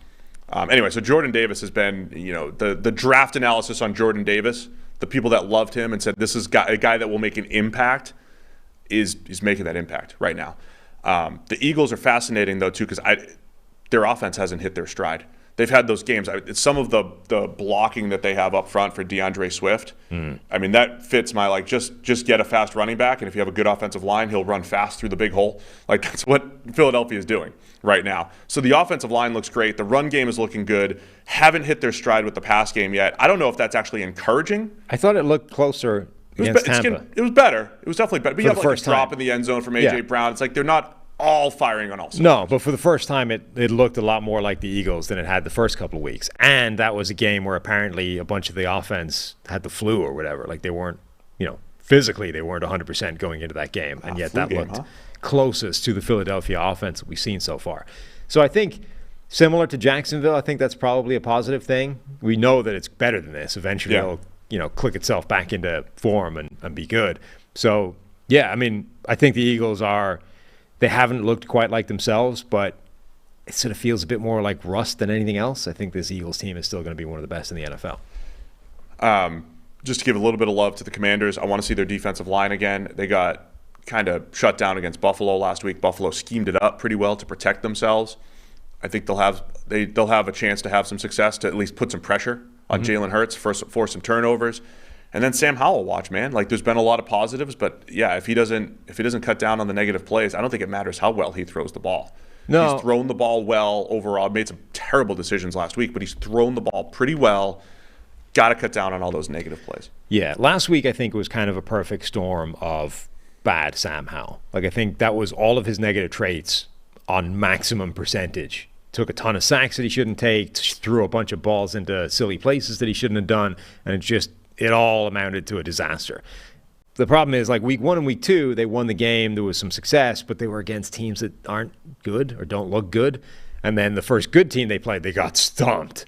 So now you're like, well, okay, now you're facing another very good team. What does that do? Are you going to split the difference between those two things, or are you, in fact, going to get stomped anytime you face a good team? I feel like the baseline, even against a good team for Sam Howell on that offense, won't be as bad as last week. All right, man, let's go. I had one more thing to say. Maybe I don't. Eagles favored by 8.5. Yeah, it's a big number. I think so. Washington's offensive line. People were saying the offensive line, last week, 9 sacks. Okay, we already said 4 of them were on Sam Howell, and then there was a lot of coverage in there as well. There was a couple quick losses in there. There was, absolutely. I'm not saying it was flawless, but remember last year, people were acting like the Broncos had the worst offensive line in the NFL because Russ was making it look like garbage. Yeah. That's kind of where we are with the Washington thing. It's not a good offensive line, but neither is it anywhere near as bad as it's being made to look at the moment. Tell the people in the chat. Andrew Wiley's not great at right tackle, but yeah, it's not the worst offensive line. None of them are great. They have a similar offensive line to Buffalo, in all honesty. They have deliberately kind of attained a bunch of players that are average to above average or below average in some cases. And unlike Josh Allen at their quarterback, they have a quarterback that makes that look way, way worse than it is. So I think generally this is not a terrible offensive line, but Sam Howell is potentially making it look catastrophic. You know, against that Philadelphia defensive line, that's potentially a fairly nasty combination. Ugh. It's a lot, and it's a big number, but I'm going to go with the Eagles. Yeah, I think I am too. Man, I'll take Philly to cover the 8.5. They just lost 37-3, so I'm a prisoner of the moment. Our newest partner is AG1, the daily foundational nutrition supplement that supports whole body health. I drink it every single day. Kick my morning off with a little AG1, get all the nutrients that I need. It is fantastic. Makes me feel great to kick things off with my caffeine in the morning, put something good into my body right before breakfast. So that's what I do with my AG1. All great athletes have one thing in common, as we've just talked about, Sam. I know great athletes. They take care of their bodies. They use things like AG1 to get their 75 high-quality ingredients. That's how they kick off their day, too. So why wouldn't I do the same thing? Get into that nice little habit. Makes your whole day much better. And maybe you don't have to eat as many vegetables, which I don't love, eating vegetables. So I get all my nutrients from AG1. And I love that it costs less than $3 a day. Pretty good deal, if you ask me. Effective daily habit with high-quality sourced ingredients. That's a win-win for us over here on the PFF NFL podcast. If a comprehensive solution is what you need from your supplement routine, then try AG1 and get a free one-year supply of vitamin D and 5 free AG1 travel packs with your first purchase. Go to drinkag1.com/PFF. That's drinkag1.com/PFF. Go check it out. Yeah, it's a great way to cheat the whole eating healthy thing, It's like, It's supposed to be a supplement. You're not really supposed to. No, I'm not saying you like completely, Yeah. It's not like pizza's 24/7 and then AG1 in the morning and you're set. But, rather than having to stuff yourself full of healthy things and vegetables, you can get a real head start in the morning with just not a shot of AG1, but a glass of the AG1 stuff. Completely agree. It's good stuff. drinkag1.com/PFF. All right, we got 5 more 1 o'clock games to do. Tampa Bay Bucks at the New Orleans Saints. Saints favored by 3 here. Jameis Winston getting the start here for the Saints. And, of course, this is the twice a year Mike Evans versus Marshawn Lattimore battle. Always fun. Mm-hmm. Mike Evans is so good at football. And it is amazing how outside of basically 4 throws, four catches, I think, in the last 7 years. I'm talking like significant catches, touchdowns, big plays. There's been like 4 over the last 7 years. Evans versus Lattimore. Yeah, we need we need to pull up actually at some point what Lattimore's just career looks like against Mike Evans. The whole thing. We've got to be approaching. Somebody try to run. It's got to be like a full season's worth of games at this point, right? It's probably like 09 Revis. It's like the best season we've ever seen from a corner. So it's always a battle, and this was a concern even when Tom Brady was the quarterback and the Bucs offense was great. This was a concern. They struggled against the Saints defense, not every game, but in a lot of the games. And now you have, Baker Mayfield, I think, is, before I jinxed him the other night, still probably playing it's like the best 3-game stretch we've seen in 4 years from Baker, 3 years, for whatever that's worth. But he is getting to that point where it's like, hey, Mike Evans is my dude. Chris Godwin's good, but I'm chucking it up to Mike, at least a few times a game. And so when Brady was here with the Bucs, there was oftentimes he wouldn't even look Evans' way, and he would distribute the ball elsewhere. I wonder if Baker's going to be mature enough to do that, or if he's just like, whatever, I'm doing it. I'm throwing to Mike. There's a chance Marshawn Lattimore comes out of this game with 5 pass breakups because they keep firing the ball to him. Maybe Evans wins a couple, but I'm curious to see how Baker runs this offense with that expected matchup on the outside. Well, the Saints D last week had 7 pass breakups, which is a pretty crazy high number. They were collectively getting that ball separated from the hands of Green Bay's receivers. Marshawn Lattimore, like we know, as we said, he's going to have that kind of game against Mike Evans. At this point, it's unreasonable to not expect that to happen. Is there a chance that Jameis Winston is actually a better quarterback for this offense than Derek Carr? This is a perfect convergence of my takes here, Sam, because we're in year 8 where I've been predicting. I've sitting on Jameis. 8 years of a Jameis Winston breakout. I'm in year 8 of that. I'm in week 2 of predicting that the Saints offense is ready to break out, and that I like Derek Carr over. Like, Derek Carr is fine. Like, he's a fine quarterback. I would predict the breakout with Derek Carr as the quarterback. But as I mentioned on the review show, Derek Carr's red zone work has been atrocious. A 28 grade in the red zone this year. The Saints offense is ready to pop a 30 spot, right? They're ready to pop 30 points any given week. I don't know if it's this week, but I'm going to predict it again. Like, the Saints are ready to explode. Jameis has been waiting to explode for 8 years. Boom. It's coming together. Combustion is happening this week. Jameis, he's YOLOing it to Chris Olave and Jawan Johnson. Every week I just list the playmakers. Rashid Shaheed, right? And then in the red zone, I'm not saying he's going to be better than Derek Carr, right? He's probably not going to be worse. But there's probably going to be a pass in this game. Vita Vea is bearing down on him. You got 350 pounds of man on you. And Jameis is like, what do? I could take the sack. Or, before hitting the ground, I could throw it up. And somebody's going to catch it. Might be wearing a Bucs uniform, my old team. Might be wearing a Saints uniform. That's a touchdown. But I'm going to throw it up. It's going to happen. So I am fired up for this game because anything can happen, but I'm predicting big breakout once again, Jameis Winston in the Saints offense. Okay. And then the Bucs are going to – I think they're going to have a tough time moving the ball against the Saints defense. I mean, I'm kind of curious what – so the thing about Jameis is we had, the Tampa Bay career, which culminated in that ridiculous 5,000-yard season where threw 5,000 yards, 30 touchdowns, and was eventually like the end. That resulted in the entire league saying, we don't want you starting anymore. This was too crazy for anybody to deal with. Even if he had 60 touchdowns, 30 interceptions is unacceptable. Can't do it. The entire league, coming off a 5,000-yard season, decided that your time as a starting quarterback has simply ended because of that. So he's been on the bench for years now. And some of that was with Sean Payton as his head coach at the time, where Sean Payton was seen as this QB whisperer and blah, blah, blah, before Russ and Denver happened. I do wonder if that's changed him in any way, shape, or form, right? And if you get a run of Jameis now, because we've had he's played bits and pieces in a couple of seasons, right? But never more than 200 dropbacks in the last 4 years. Has he changed in any way? Has that influence of different coaches and this work on the sideline, have they been able to curb his tendency to go YOLO and crazy and whatever? Or do you just if we get enough Jameis, that's who he always is? Because actually, in a weird way, that guy might be right for this offense. Old YOLO Jameis. Old YOLO Jameis was a lot like when you draw up those kind of clusters of style of quarterback, right? He would be very close in position on those quadrants to Ryan Fitzpatrick, right? A guy that just drops back, closes his eyes, and goes, what the hell? Let's see what happens. Am I feeling lucky today, right? And the thing is, when you get the right group of receivers, that can go really well for you.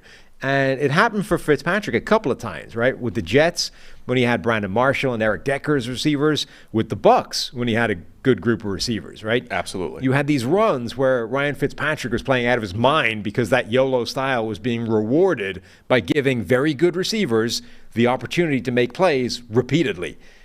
The Saints right now have a group of very good receivers. Now, stylistically, they're not quite the same as those Brandon Marshall, Mike Evans style players. So that potentially changes things a little bit. But I think it is a group that is crying out to be given more opportunities with the ball in, let's say, some, more 50-50 situations, right? Not guaranteed open plays. And Jameis is just the cowboy for that job. I love it. Look, you're on board with me. You're on board. Saints have the number 6 receiving grade as a team, and their pass grade's only number 21, as in coming from Carr and limited Jameis Winston. They're ready to explode, Sam. They're ready to explode. I'm taking the Saints. I'm here for it. Saints are covering the 3 here. Yeah, I'm going to go with that too. I think the Saints. Are we the same in everything? We might be. That's not good. Not good. Probably for you. Denver Broncos at the Chicago Bears. Yikes. 0-3 versus 0-3. What you got here? The Broncos. So here's the state of the situation. The Broncos are coming off of a game where they gave up 70. They did. going on the road. It's a lot of points. Gave up 70, lost by 50. They're going on the road, and they're favored by 3.5. That's how bad things are in Chicago, yeah. Yeah.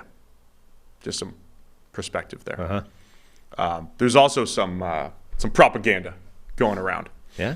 That Russell Wilson has the same stats this year, roughly, as Patrick Mahomes. Yeah. I saw that. Yeah. It's like... I don't know why. Like, what's the point in that?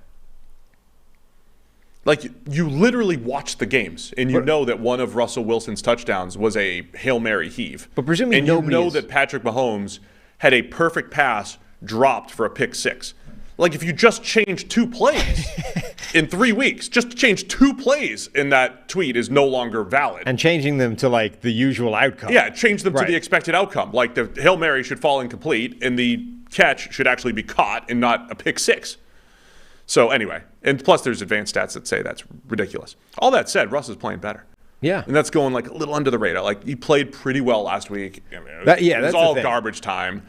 No, but he's that's the making thing. some better throws. Yeah. That offense looked much better last week than it's looked for a while, and that was with the game, getting away from them quickly and only ever heading in one direction in terms of getting away from them. Like, Russ was, so yeah, the numbers will be padded in terms of volume and inflated that way, but actually he was playing better than he's played before and doing his best to keep pace with the Miami offense, which just never let up and scored a touchdown basically every time they got the ball.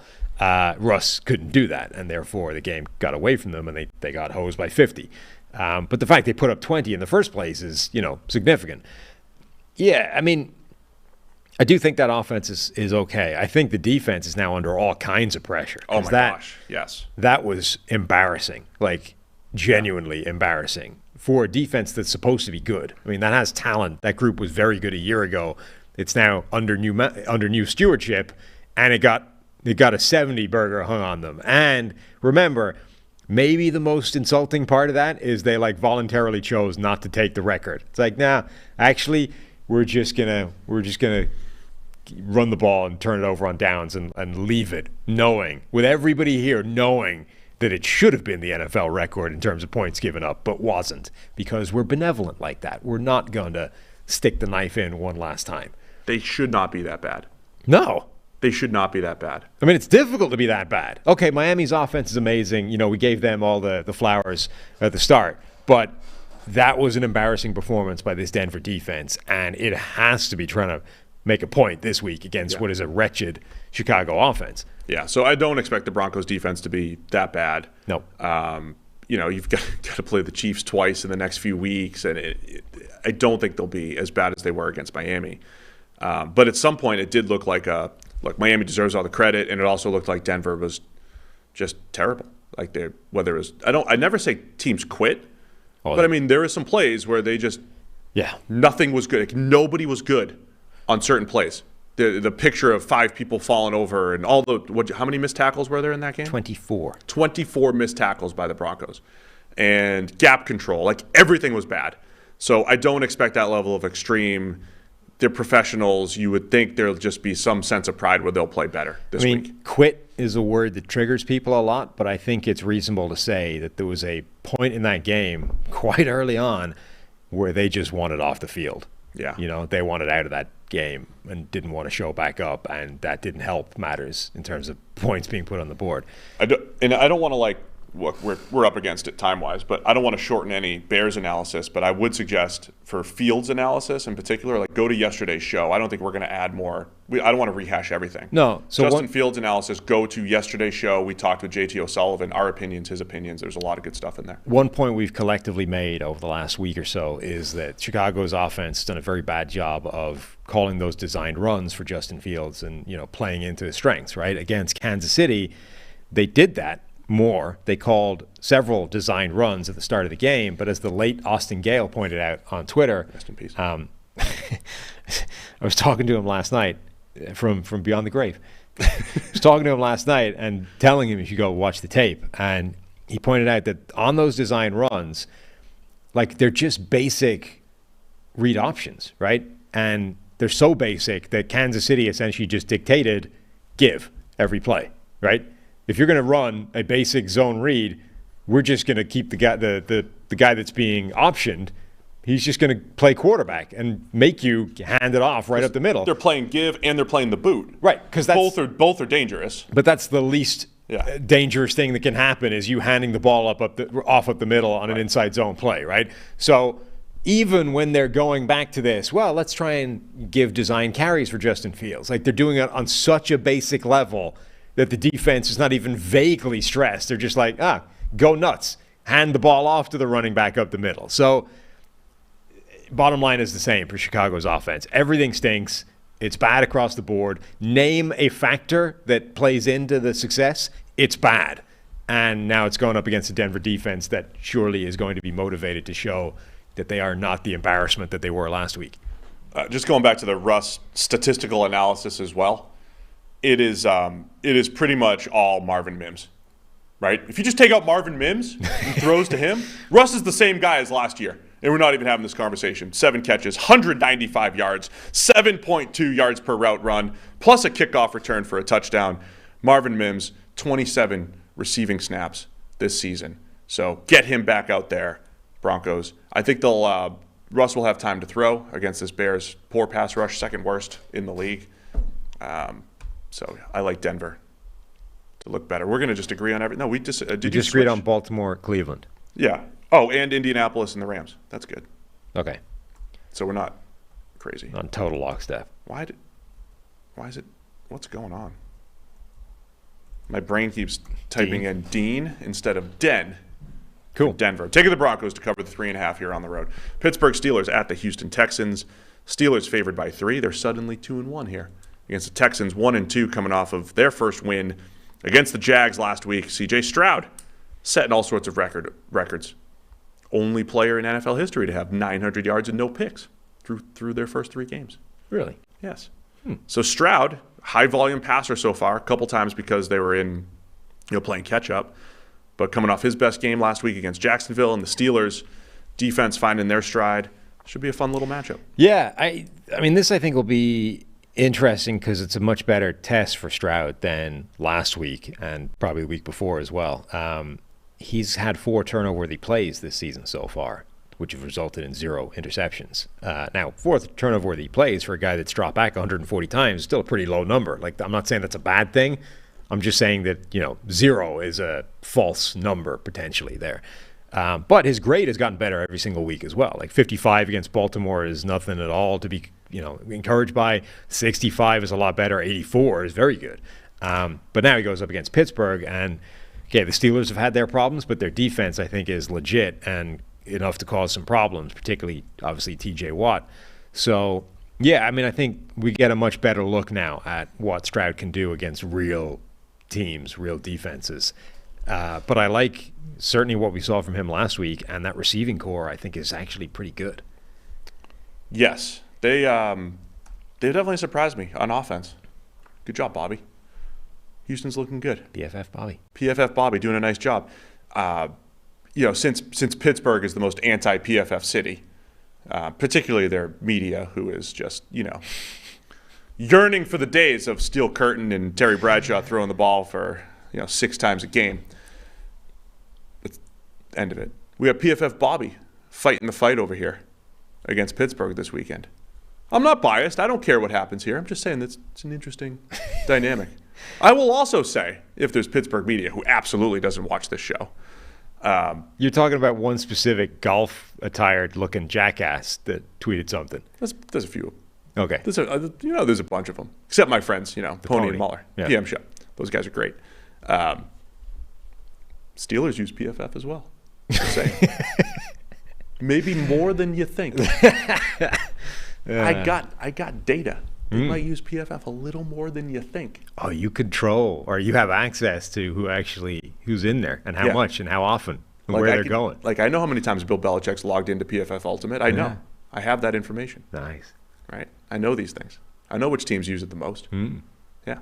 Anyway, fun little matchup. I mean, Pittsburgh, what a weird offense this year, right? I mean, it's been they've had a 70-yard play each of the last 2 weeks, and then everything else has been not great. Outside of a couple drives here and there. Can the Steelers find some consistency and a groove here? They've almost become like a caricature of what the the concern was heading into the season that it might be, right? Like before we saw them in preseason and training camp, the offseason narrative of, wow, this is a really good group of playmakers, but, Matt Canada. Like, is it going to be held back? But, well, the answer is yes. Yes, it is. But it's like holding it back so much, and then every now and again, one of those guys just overcomes the offense to make a huge play. And that's what we're looking at. Calvin Austin looks incredible. George Pickens is George Pickens plus the ability to make some big plays here or there. I think it is a fantastic group of playmakers, but the offense itself is just terrible. There's no creativity and danger to what it's doing. I think one of the most impressive things on the other side, though, is the Texans' offensive line woes. It doesn't sound like Laramie Tunsil's coming back for this week, and Josh Jones sounds like he's hurt and out. And so Austin Deculus might start at left tackle here for Houston. Now, the good news, well, is that good news? George Fant on the other side. Yeah. TJ Watt. Right. Good. That's not good. Having said that, it's probably better than Austin Deculus. Yeah. Now, Fant has a 71 grade right now. Yes. In the Shanahan scheme, right? We talk about schemes elevating quarterbacks. The Shanahan scheme and derivatives, right tackle, they made Tyler Columbus look great back in the day. Catching strays. How about that? Tyler, do you listen to this? No way he listens to us. He's in the media now, I think. Is he? Yeah. Nothing against Tyler Columbus, but he was not the highest PFF grade guy until 1 year under Shanahan. That's pretty close to up there with, the Derek Watt stray from the other night. Yeah, that's good. I mean, Derek Watt, he doesn't have a job. But anyway, I kind of liking this matchup. What else did I want to say here? Yeah, Pittsburgh's defense is tough. Now, they're also interesting because they're kind of big play driven. Like, they've been carved up. If you take away the big plays, they've been carved up, but also they're creating big plays, turnovers, sacks, so what Pittsburgh defense do you get here? Can Stroud continue to take good care of the ball? Because Pittsburgh got 3 interceptions, well, really 2 real interceptions from Garoppolo and one late, but can the Steelers keep making those big plays? Yeah, they have. Like I was just trying to figure out. Patrick Peterson, I think, called us out in his podcast, but actually offered to have somebody on his show. Bring a PFF guy on so we could air his grievances person to person. And I think you're the man for the job. Only there's no obvious contact point for Patrick Peterson's podcast, so we need somebody to reach out. Patrick Peterson, please. Right, NFLpodcast@pff.com or find us on Twitter. We're out there. Somebody reach out so we can actually make that happen. Because frankly, I think you talking through Patrick Peterson's negative plays with Patrick Peterson is some must-watch TV. You think me more than you doing that? Yeah. I think you're the guy. Even if it's not on this show, I think that's must-watch television. So I'm here for it. Let's make it happen. Yeah, but I need somebody on their side to make it happen. Somebody get Patrick Peterson on the horn. We'll talk. Right. All right, man. Anything else about this game? No. I mean, I feel like Pittsburgh's defense is probably going to slow down that Houston offense. We'll get a much better idea of whether C.J. Stroud can limit mistakes under pressure in this game relative to some of the other ones. I do like what he's done so far. I do like his receiving group. That offensive line is going to be an issue given how banged up they are. And then, man, it's really like, can Pittsburgh's offense get out of its own way and make some plays? Yeah, so Pittsburgh favored by 3 here in Houston. Give me maybe buy into Stroud a little bit. I don't love the matchup, but let me give Stroud some love here. Give Bobby some love. I also remember we've brought up Houston. Nice. We brought up a few times recently the the adjusted score thing. Should my team actually have got its ass kicked or not? Pittsburgh for the last 2 weeks, according to those numbers, have effectively won games they should have lost, which tallies with if you Mike watch Tomlin. the game. Yeah, that's Mike Tomlin. It is. Man, just bring that up to Pittsburgh media. They'll love that one. Well, by the adjusted scores, Pittsburgh's 0-3. Imagine that one. That'll really fly. That'll really endear you to the TJ Watt people. Yeah. The cavemen will really love that one. I'm going to buy into the Steelers. I think they're going to cause Stroud some problems. This is the first time I've called out Pittsburgh media on this show because we have the Steelers fans who do listen to us are like, yeah, it's trash. It's I mean, a lot of them are assholes. They are. They are. We don't need to name names, but there's a lot of jackasses that do that. There's been a PFF hit piece, like PFF is trash. There's been like 1 to 5 PFF hit pieces for the last 10 years. Each of the last 10 years. We're not going anywhere, no matter how many hit pieces you guys have. That's all. Okay. Yeah. Just saying. Minnesota Vikings. Are we into the 4 o'clocks yet? Nope, we're not. Another 0-3 versus 0-3 battle here. Minnesota Vikings at the Carolina Panthers. Bryce Young should be back here. Vikings by 4. I'm sorry that I keep responding to. It's because I've been yanked back into the Twitter sphere, and I'm back doing what you do, responding to one-offs like a jerk, like an absolute jerk, like an idiot. Here I am, an idiot, right. and now It's we've got fine. a 6-hour show, and Look, we're here. We didn't name names. We simply pointed out that there's a lot of douchebags that cover the Steelers. You know? Yeah. And Sure, some there's of them, nice people. There's nice people as well. I was on a Steelers podcast that's very nice human beings. You're on with Pony on a regular basis. There's some good people. There's just an abnormally large number of tools. Anyway, Where the heck are we? Carolina, Minnesota. Minnesota favored by 4 here at the Panthers. So Bryce Young is back. The offense got better when Bryce Young wasn't in the lineup. So Which we kind of expected. yes, against a pretty bad-looking defense for Seattle. So that's point number 1. Point number 2 is Brian Flores and the Minnesota Vikings are blitzing the ever-loving crap out of every quarterback they come up against, and now you're facing Bryce Young. So Do we need to articulate what the game plan is going to be?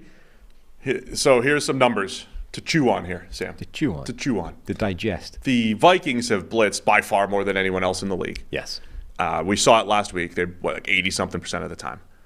They're blitzing like crazy. They've got the number 26 EPA per play against when blitzing, right? So they're actively – I'm not saying it would be better if they didn't blitz. I'm just saying they're actively choosing this strategy. They're blitzing and it isn't working. Yeah, that is unsuccessful. I mentioned on yesterday's show with JT, the film last week against the Chargers was absolutely wild because the Chargers would come out in a spread look on first down. The Vikings would jump into their third down blitz package, basically, and it looked like every play was third down of the entire game. If this happens again, Carolina is going to be a little bit more controlled, right? They're not going to be like spread like the Chargers, but this is going to test Bryce Young. Blitz recognition, getting rid of the ball quickly, having an outlet. I don't know if the Panthers have those answers. Now, Adam Thielen is a good blitz beater type of answer. I don't know if they have anyone else besides him. The other stat here is Minnesota, with all that blitzing, has the worst pass rush grade in the NFL. Now, if you create an unblocked rusher, you might not get a great grade or anything, but usually when you send 6 guys a lot, you'll have one-on-ones for your defensive linemen. They'll win a little bit more, and they'll help their pass rush grade. So Minnesota is blitzing a lot, not winning one-on-ones, and not getting home enough to affect the pass. That's a bad combination.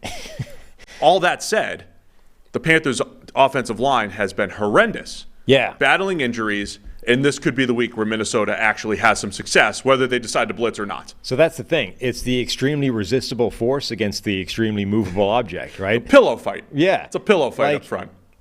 The Brian Flores effectively came out and said, look, we were going up against a really good quarterback and we want to try and speed up his process, so we blitzed him all of the time. And they were, the Chargers have a pretty good offensive line, so you're probably not going to get pressure without doing that.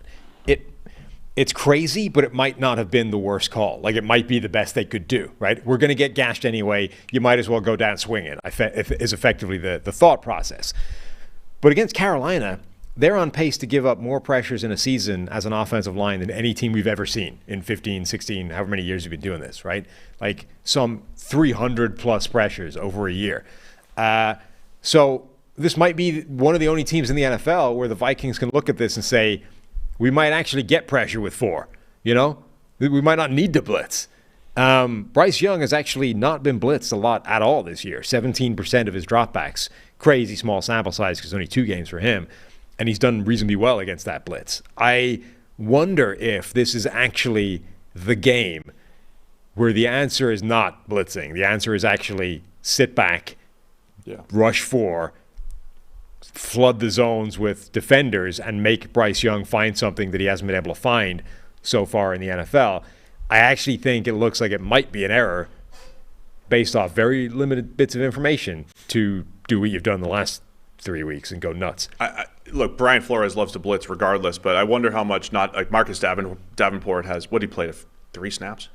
He's barely played. Yeah. Davenport hasn't been there. How much of that is not having your guy opposite Donnell Hunter this whole season? Mm-hmm. Davenport's going to be questionable again. Wasn't seen at practice yesterday. So, yeah, this will be I'm interested in that side. I'm interested in what the Vikings do defensively every single week because it is at this level of extreme, and it's hashtag fun to watch. And if they do blitz like crazy, how does Bryce Young handle that, and do they have answers in Carolina? Other side of the ball, look, we mentioned Minnesota's lost their 3 one-score games here. They were 11-0 last year. Minnesota's passing attack has been good. Cousins still playing pretty well. Justin Jefferson still uncoverable. They're finding those other options. I think things will turn around for Minnesota as long as their defense isn't atrocious. And which it is at the moment.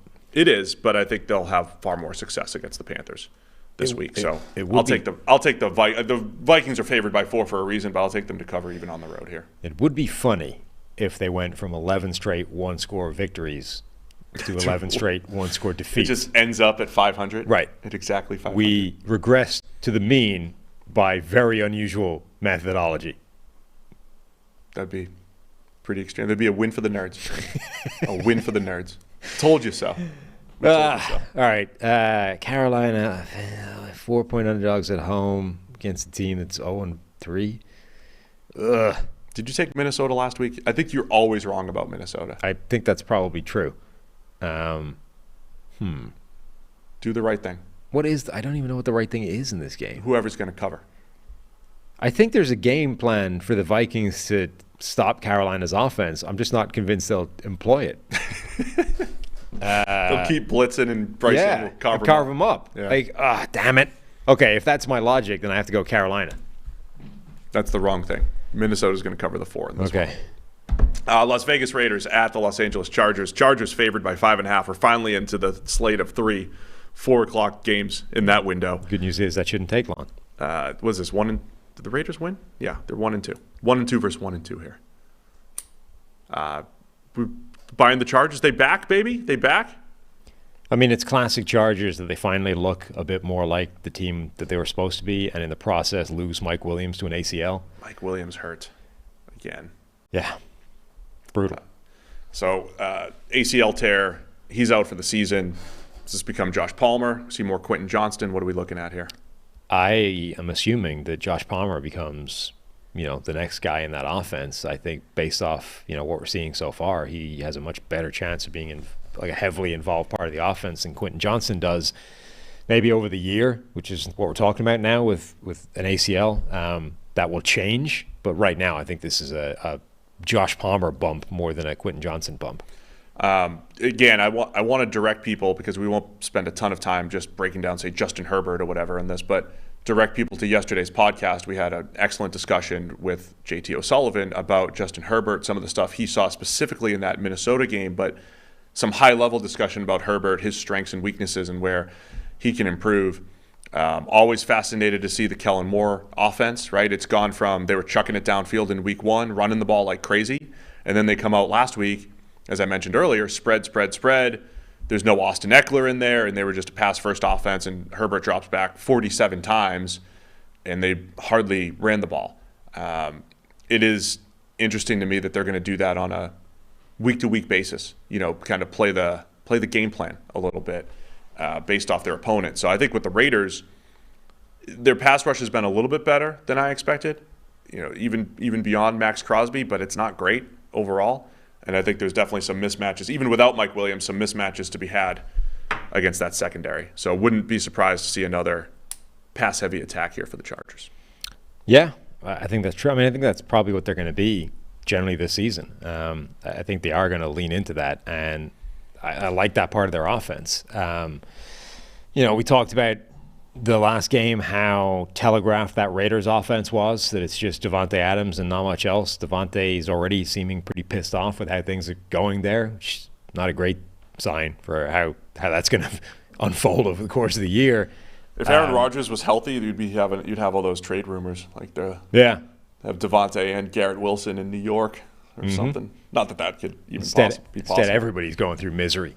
Max Crosby is questionable and limited at practice yesterday. He is, Chris mentioned on the broadcast, workhorse, plays a ton of snaps, hates coming off the field. We'll see what happens with him.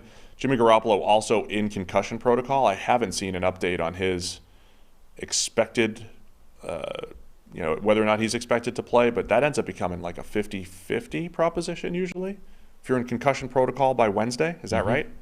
So just something to keep an eye on there. Brian Hoyer has been the backup, but the great Aiden O'Connell is lurking. The great.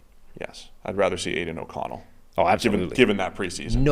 Nobody wants to see Brian Hoyer starting a game when Aiden O'Connell is the alternative option given what he showed in preseason. Does it mean he'll be great in the regular season? No. But does it mean it's a more interesting game to watch than a Brian Hoyer-led team? Abso-freaking-lutely it does. I think if Garoppolo keeps this closer, if he doesn't start, I like the Chargers covering. Can we do a... Are we doing a Whit out? Yeah, Whit and Whit out. I'm taking the Chargers either way. Okay. Although, actually, no. For the hell with it. If Aiden O'Connell starts. No, I'm taking the Chargers. You can do Whit or without Aiden O'Connell. Without Aiden. That's the Whit out. No, I'm taking the Chargers. All right, I'll just take the Chargers straight up to cover the 5.5. Arizona Cardinals at the San Francisco 49ers. 49ers favored by 14. Remember last week Cardinals were against a team that just beat Dallas. Yes. Cardinals were 12.5-point underdogs. Now, does this show you how strong San Francisco is? Or the man in Vegas is saying, look, Arizona, you're feisty, you're playing tough, and Jonathan Gannon's got you, doing it, right? Zoom. Playing tough. But doesn't matter. It's going to run out at some point. He got a zoom out of the backfield with Rondale Moore right up the middle. Zoom. Touchdown. Okay, so that'd be a good tweet, right? You get him. Did we already talk about this? Doing the thing with Rondale, side by side with the video of Rondale taken to the house. Yeah. Put that out there. A couple million right there. Couple million. San Francisco's favored by 14. They're playing Dallas next week. Almost sure. Almost positive. No, you're right. San Francisco's a really good team, and they've been maybe more impressive than any other team in the NFL relative to expectations, or at least my expectations. I think, though, we've seen enough from Arizona to say they're going to fight against anybody. Like, okay, the Dallas thing, maybe that's like a false level of where they are. They maybe should have lost that game anyway, or at least had it been closer and not, where it was. But I just don't think this team's going to get wrecked by anybody. Like, they're playing too hard on both sides of the ball. And sure, they've got a big talent differential, but 2 touchdowns is a lot. It is. I hate to repeat myself. I don't actually. I repeat myself all the time. You, in fact, enjoy it. But we talked with JT about Brock Purdy yesterday. And I think we agreed with JT O'Sullivan on a lot of stuff yesterday. I think I'm not saying we're not impressed with Brock Purdy, but he's been very impressed with Brock Purdy, while also, of course, acknowledging system playmakers and those fun things. But coming off of being a 7th-round pick, now coming off the elbow surgery, all these things that he's come back from and had this consistent success, even if there was a little bit of luck in there, I think he's been impressed with Brock Purdy, and there might actually be room to grow there because, again, he's still a young starter, and even if it hasn't been perfect, he's in a nice environment, and there's room to improve. So I thought that was interesting hearing JT talk about Purdy and how impressed he's been with his fit within the system and the additions that he brings to the system, maybe beyond a Jimmy Garoppolo or some of the other guys that have been there in the past. Yeah, I mean, I just think you look at – I was just looking through the what the lines were heading into the first 3 games for Arizona. Because remember, they were supposed to be the worst team in the NFL this year, right? Yeah. They were 7-point underdogs against Washington in week 1. Covered that. That was only a 4-point game. They were 4.5-point underdogs to the New York Giants in week 2. Ended up just losing out there, covering it, though, still. But remember, they were 28. Was it 28? What did the Giants have at the time? 28-3? They were up. What were they up? Yeah, I think it was 28-3. Anyway, they were up big in that game before eventually losing, but still covering. And then, as we said, last week, they were, 12-point underdogs and won the game outright. So Vegas hasn't believed in this team all season long, and they've covered every single week and looked pretty good doing it. That's too many points to me. I think that the Cardinals are feistier than that. Feisty, yeah. Niners pass rush, they got the number 1 pass rush grade in the league. Again, 3 weeks in, some of it's who you face, some of it's you're awesome. They played the Giants last week and forced the Giants into the 3rd worst pass blocking grade we've seen in the last 4 years. I think they'll have similar, not that level of success, but they'll rush the passer well. But again, Josh Dobbs running the offense pretty well, keeping the Cardinals close. Kind of with you. Arizona will hang tough here. Yep. And keep it within the 2 touchdowns. We'll have a lot more to say on the Niners next week going up against the Cowboys. Cowboys this week favored by 6.5 against the Patriots. That's our next game. Cowboys, Patriots. If 2 weeks ago this looked like, hey, it looked like, hey, Dallas should be a touchdown favorite. Does last week change anything? New England gets their first win against the Jets, and Dallas got their first loss against the lowly Arizona Cardinals. But Dallas coming back at home, and I think they got something to prove here after a disappointing game against Arizona. Dallas is another team where the inconsistency is so tough to predict over the last few years. This was the game. Yeah, Denver got embarrassed because somebody hung 70 on them. Dallas got embarrassed because this was the game that every Dallas hater says is always going to come, right? This is like all the memes during that game of Stephen A. Smith, sitting there like just loving life because this is the game. This is what he says happens to Dallas every single year. Like, don't ever buy into Dallas. Like, this is the year. They're back, baby, all that kind of stuff, because this will happen. And it did. It happened against Arizona.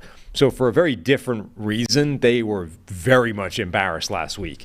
So I think they're as motivated as that Denver defense will be to bounce back and show that was just a freak game that happens. Every year in the NFL, there are freak results, left, right, and center. You just need to show that it doesn't matter by the time you get to January, because that's when you can't have those anymore. So on the one hand, I do agree that they're going to be motivated to show that they are still very much a serious team and one of the best in the NFC. Not a great team to be bouncing back with that attitude against, though. New England, the Bill Belichick defense, everything that comes with.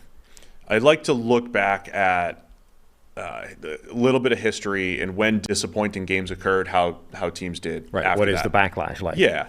And so remember last year in Week 18, Dallas got smoked by the Commanders. Sam Howell's first start. They lose 26-6. Dak was atrocious, right? He actually fit the narrative of throwing the ball to the defense for that 1 week. And that was coming off of a Christmas Eve win against the Eagles where they scored 40, and they had dropped 54 on the Colts, and they were dominant. They were unstoppable. Yeah, they were rolling, and then that they game were like 7-1 in their last 8 games, whatever it was. Lay an egg in Week 18 against the Commanders, and then the next week's the playoffs, and it's like, what do you do with this? They just had their worst game of the season. Didn't matter. I mean, they crushed the Bucs. Dak and the offense were unstoppable. We got a power outage back here, but my point is that the Cowboys were fine the following week, even on the road. They were fine, absolutely fine. So I expect them to, just because 5 days ago we thought the Cowboys were a Super Bowl contender and then they laid an egg against Arizona, they're still probably a Super Bowl contender. They're still in the mix. So I expect Dallas to be much better this week. One of my questions, though, is we haven't seen a ton of Mike McCarthy, the play caller, in normal game flows until last week. It was a normal game flow, and we didn't have a ton of success offensively. So we didn't know the difference between Kellen Moore and Mike McCarthy over the first 2 weeks. Didn't know much about it. Have we learned a little bit of something? Is Mike McCarthy going to be a downgrade over Kellen Moore when you have a normal game flow every single week? We don't have that information yet. It's not a great sign, I would say, for that 1 week. Yeah, Dallas. I will say that I think Arizona highlighted some things that will be concerning for Dallas. Like, they were physically overmatched on both sides of the ball. They were bullied a bit. Cowboys run defense for like the 30th straight year, despite investment in Mozzie Smith and bringing Jonathan Hankins in last year. Run defense was not great. Right.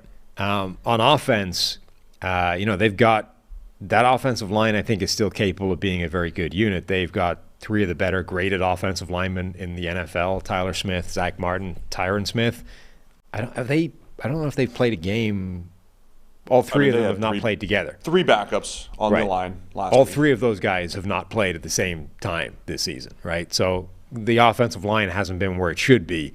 or where it was expected to be. The defensive line getting controlled or manhandled was a little bit more concerning because obviously they'd been so dominant from a pass rushing point of view so far the first 2 games, and then the Cardinals went out there and basically said, we're going to run the ball right down your throat, and we're going to use Josh Dobbs as a runner, and we're going to physically control you that way. And it made a massive impact. I mean, it negated a lot of what they were doing.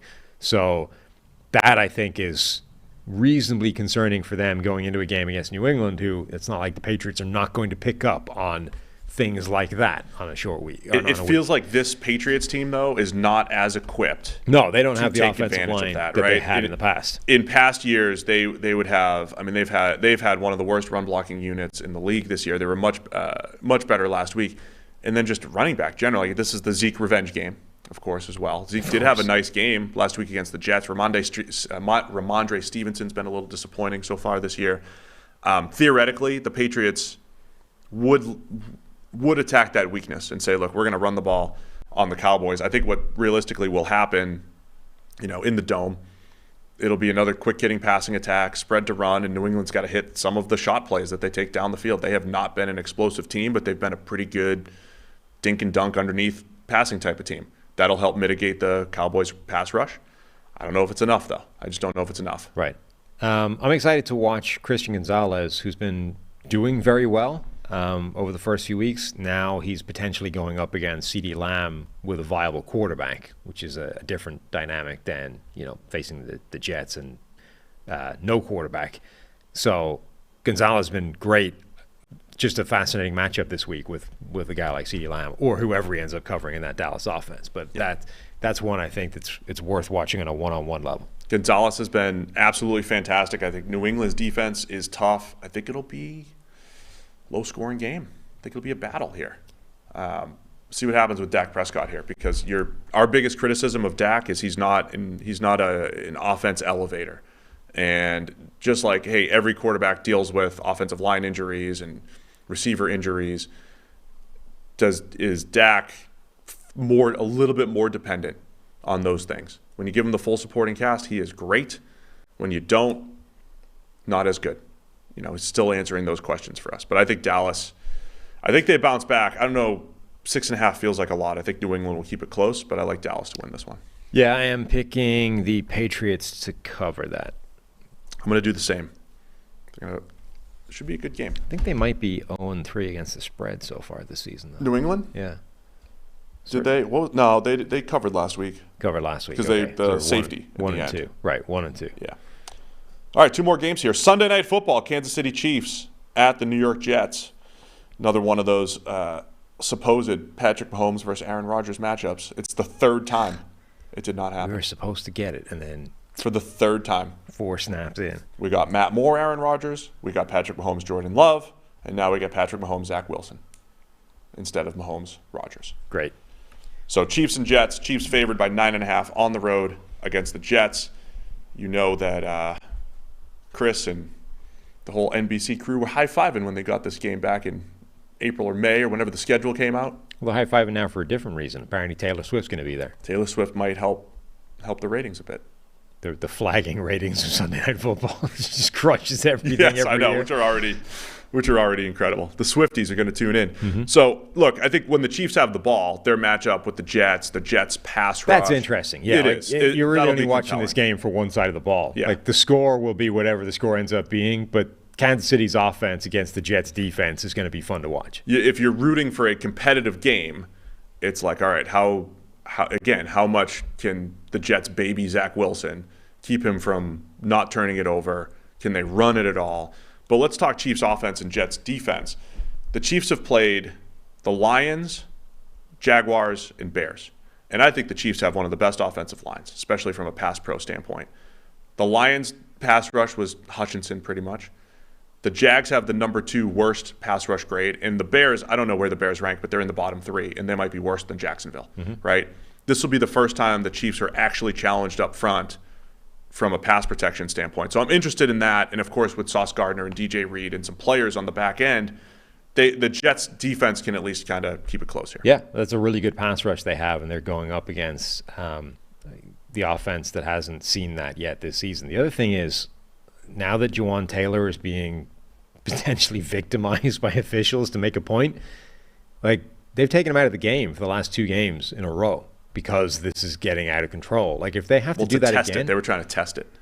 Yeah, well, whatever It was like a they're doing, legitimate test. whatever they're doing, they're taking him off the field and putting a worse pass blocker on voluntarily because it's better than the penalties that they're drawing, whether or not they're legit. The point being, for the first time, that might actually be a problem because you're going up against a serious pass rush now. Like, you can't have your best pass rusher or your best pass protector at that spot that you're paying $20 million a season to, not on the field because the officials are throwing crazy flags on them. Like, they need to get that figured out, even if it's a case of, hey, Juwan, you need to, like, overcorrect this week, right? You need to be a foot further than you would normally up at the line of scrimmage. Don't move your damn foot. Do not catch a penalty, whatever happens, because you're actually going up against a serious pass rush for the first time. Like, yeah, just line up in the right spot. Yeah, but I mean, at the moment, it's like he went from week 1, there was some piss taking place, right? Now it's like we're making a point by flagging you, and he's actually not off relative to other tackles. Now, you can say they're all off and they should all be drawing flags, and fair enough. The people in your mentions who said the boss, Chris, should be bringing this to light. Well, he's got something to talk about now. Right. My point being, you should overcorrect now, right? Yeah, whether or not he's in the right, clearly they're throwing the flag, so let's make it completely unequivocal. I think Mahomes is number 2 graded among quarterbacks. Passing grade's down a little bit. His rushing grade is outstanding. You know, Mahomes that slow start that we saw in the opening night, where the receivers really let Mahomes down, that's evened off a little bit. And I think that the Chiefs looked better last week against the Bears. It's still not fully there yet. You know, 2 weeks ago it was not great against Jacksonville. So I think the Chiefs will hit their stride at some point. But I think this is definitely the most challenging defense that they've faced so far. So that is compelling on that side of the ball. And again, for the Jets, I mean, as a football fan, you're just rooting for competitiveness in primetime, right? It's a 9.5-point spread. So what can the Jets do to at least keep it close here? So you're rooting for competitiveness or sideline drama. Now, there are multiple instances in 3 weeks of Jets players looking pretty pissed off and screaming at people on the sideline. And there are reports now that, you know, they're not happy. The defense in particular is not happy that Robert Saleh is saying consistently, Zach Wilson's our guy. Like, continuous support for a guy who's quite clearly not capable of operating this thing. I will say, is Zach Wilson good? No. I will say, the stretch of defenses he's had to play. Sure. He stepped in against the Buffalo Bills. He played the Dallas Cowboys and the New England Patriots. Yeah. And his history against New England is so bad. We highlighted it last week. That was kind of an expected outcome. As bad as Zach Wilson is, or has played, he's that much worse against the Patriots. Yeah. So I'm not trying. And so the Chiefs defense, by the way, is also one of the Pretty best good, in the league. yeah. So in addition to Zach Wilson not being good at football right now, he's going up against this very difficult stretch, and I think that's making things look even worse. Yeah, agreed. I would make 2 other points. Number 1, that offensive line is not good, right? That's part of the problem here. Yeah. And the offensive line was already looking like a potential problem when Aaron Rodgers was the quarterback. The second point is, like, it's not like they have a bunch of better options. You know what I mean? They signed Trevor Siemian to be the guy who's eventually going to be starting when they have to bench Zach Wilson. But they're in a very tough spot where, like, Aaron Rodgers is still talking about returning for the playoffs, right? And even if he isn't, he's returning next year. I don't know that you can just go and, like, sign Kirk Cousins because Rodgers expects to be the quarterback still, right? Yeah. So you're in a tough spot where if you're signing anybody or trading for anybody, it's a stopgap. It's to be viable this season. And number 1, there aren't a lot of those guys around. Number 2, there's even fewer of them if you're talking about just signing somebody off the street. Anybody that can play NFL games is, generally speaking, already on a roster right now, right? So the defense is correctly, justifiably pissed off that they are playing out of their minds and still losing every week effectively because their quarterback is garbage. From a coaching perspective, I don't know that there's a fix to that because, like, if you bench Zach Wilson, like, all the defense wants is for you to basically acknowledge the self-evident fact that Zach Wilson has no business starting NFL games, right? And you go, okay, fair enough. That's true. Let's make a change. Now Trevor Siemian is starting. Well, that's going to last 2 weeks before the same thing is true. And then you have to start Tim Boyle. And then the same thing is true. Like, you know what I mean? There's no answer to that. Your quarterback, whoever it is not good enough for this team to be winning games. So the Jets defense is only going to get increasingly pissed off as the weeks go by. The problem right now is, again, whether it's Zach Wilson himself or a combination of him going up against good defenses, he is at that level of when he completes a pass for a first down, it's like you're a little surprised. So if you brought Carson Wentz in off the street, would he be better? I mean, that's would the they one win? option. Right? Would they win? I don't know. Would they at least have a chance? Yeah. They'd have a chance. Right? To me, you'd that's say, hey, one. Carson Wentz can make 3 or 4 throws in this game, and if the defense keeps it close, they're all right. You don't like with Zach Wilson. It's like if he just doesn't turn it over, it feels like a win. If he has a couple first downs, all right, he's exceeding expectations. Right. It's that level right now that is to me, a struggle. Carson Wentz is the only potential option that would theoretically give them a better shot or a better spot than where they are right now. Now, the thing is, who knows what Carson Wentz wants money-wise to do this? Like, maybe Carson Wentz is out here going, sure, I'll come play for you, but it's going to cost $20 million. At which point you're like, well, hell no. No, you can't do that. You know what I mean? So, and that could be happening. Nobody knows, right? You're not going to announce that publicly, right? Yeah, we reached out to Carson, but it turns out he wants a shit ton of money, so we're out, right? You would say nothing because you can't publicly state that Zach Wilson is only there because Carson Wentz wanted too much money. So if that was happening, we wouldn't know about it. And it could be. But my point being, this is another game where the Jets defense is likely to be upset by how it goes. We've said this a few times throughout the Patrick Mahomes era. You know, when he gets the defense on the other side of average, you know, what's going to happen then? Right now, the Chiefs' number 4 defense in EPA per play allowed. They've been outstanding.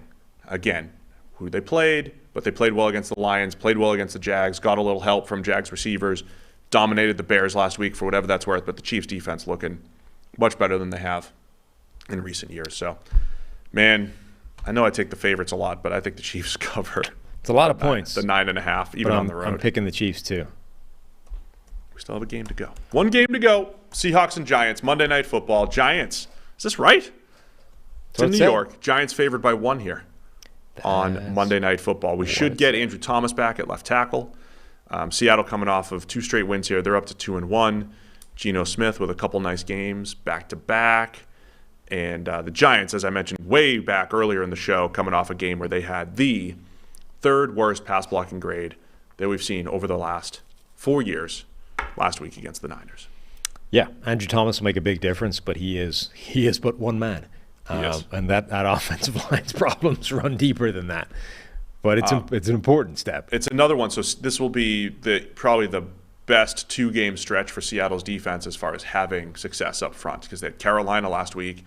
You had Mario Edwards, you had Jaron Reed, you had Boye Mafe, all play well up front, all take advantage of that weak Panthers offensive line. They might have another chance again. The Giants will have some other players back. Even Ben Bredesen, I think, should be back instead of Shane Lemieux. Shane Lemieux's had a tough time pass blocking in his career. Mm-hmm.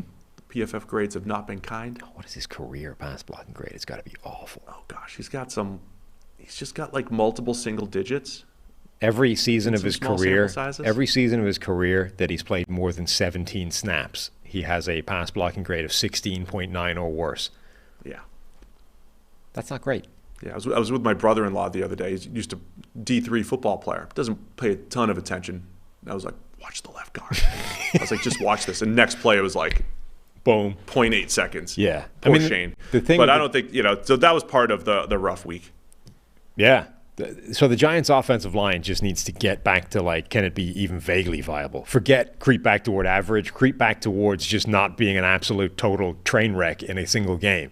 Daniel Jones he's actually only, quote unquote, the 4th highest rated, pressured at the highest rate in the NFL, 4th most under pressure quarterback in the league this season. By percentage of dropbacks.